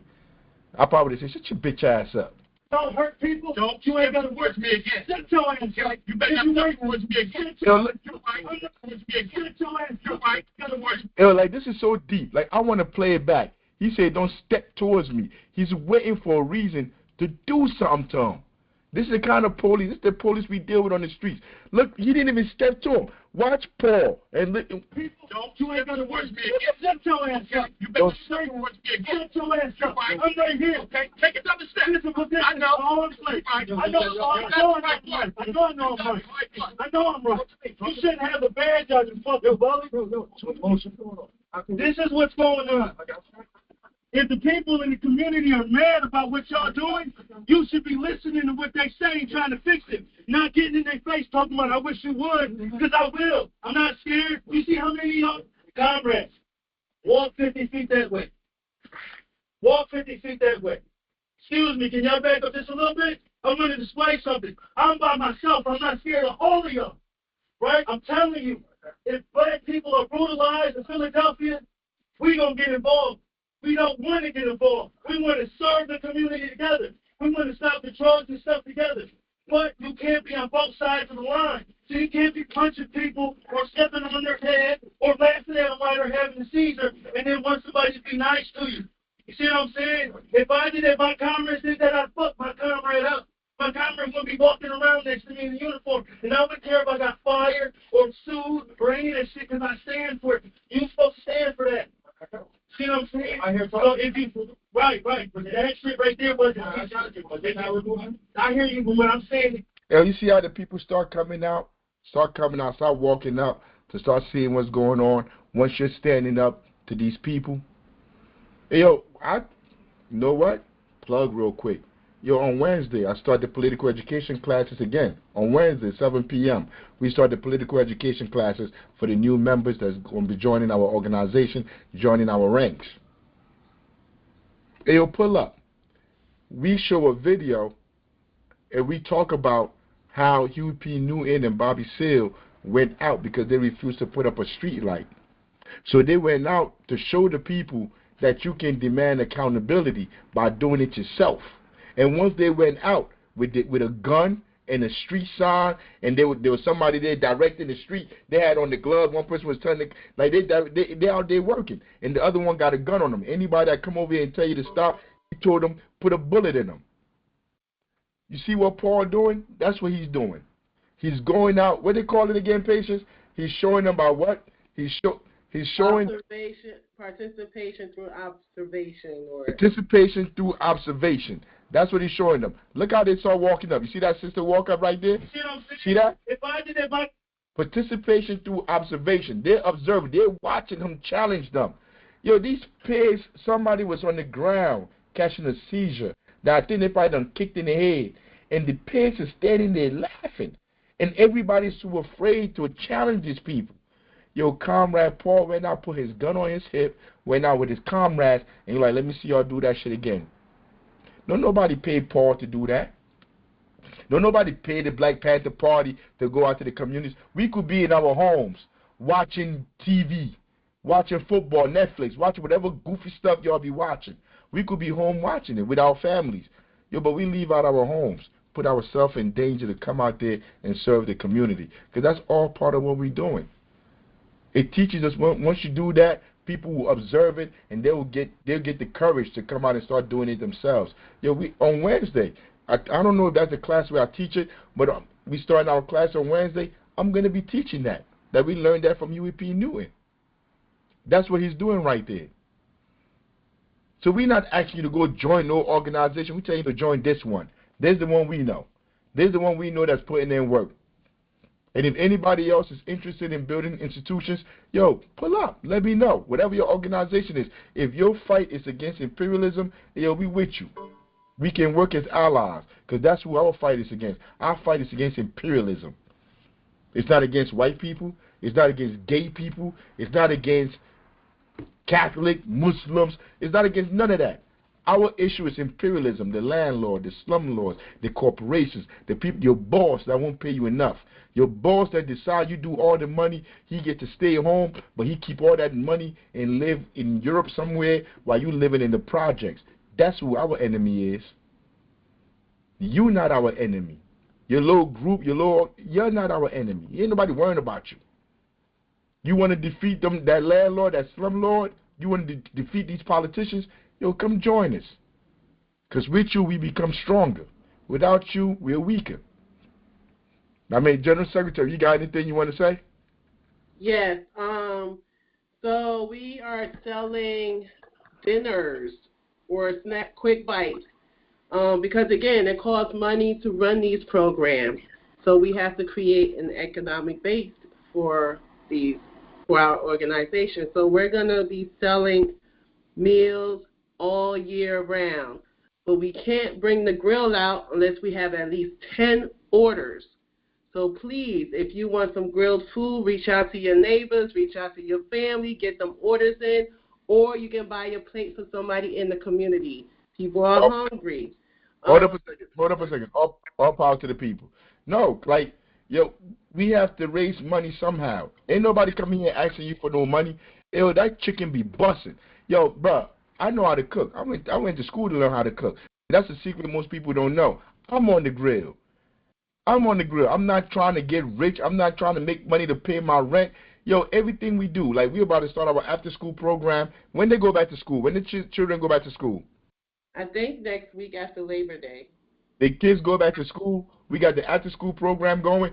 Nobody pay for none of this stuff we doing. We collect dues, and we use our own money to fund it. Ain't no non-profit NGO, the government, nobody's giving us anything. So, we buy them quarter legs. We go to where we go to buy this quarter legs from? Restaurant Depot. Restaurant Depot. We buy the legs, the water, the soda, the juices, whatever. They come outside, put that thing together. Put my little special sauce. You see the ones on top of the grill right there? But you take, let me play the video, man. Listen to this guy right here. You gotta fast forward it to get to this part. We have the Spires, 175 First Street, 195 First Street. Pull up, we selling chicken, raising money for the Panther Cubs, and all the programs we offer to the community. If you want to support, you can pull up, get some chicken. We got barbecue, we got jerk chicken, spicy. If you want regular chicken, no sauce, we got you with that too. That's your commercial voice? Yes. Yo, ain't nobody going to show What they you see? Somebody donated some chicken. Hold up, let me see. Right here, listen to him. You see this shit boom. Yo, this is boom banging, bro. Yo, like, I'm telling you, man, this is the number one chicken in Newark, man. But go ahead, General Secretary. And we also have merchandise. We have T-shirts, hoodies for adults and the youth. Our adult shirts are $20, youth T-shirts $10, the hoodies for adults $40, and the youth hoodies are $20. If we do not have it in stock, we will get it, and you should receive it between 5 to 7 business days. All right. Now look, once again, we do all of this. This is what we do to raise money, to fund the things that we doing. I mean, so if you're part of the organization, just share it.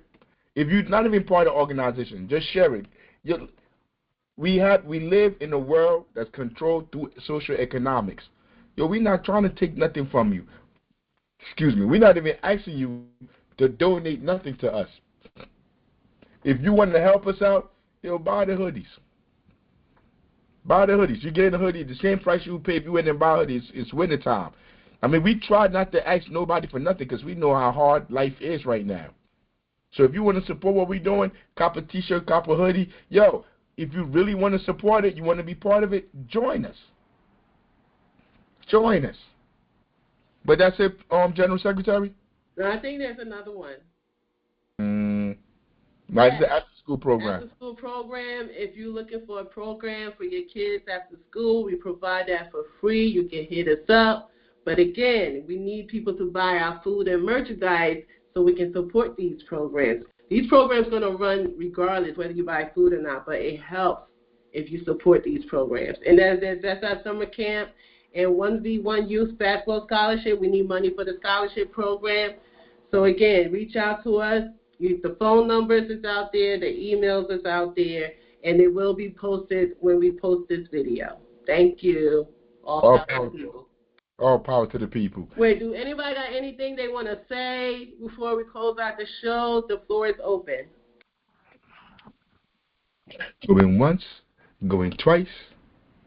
Happy Sunday to everybody. Hey, look, and if you want to chop it up, you can always hit me on Instagram. If you got my Instagram, hit me on Instagram, send me a message. If you got my number, call me. If you don't, man, find me on social media, send me a message. I'm going to get back to you. I mean, but till next time, all power to the people. I live for the people. I die for the people.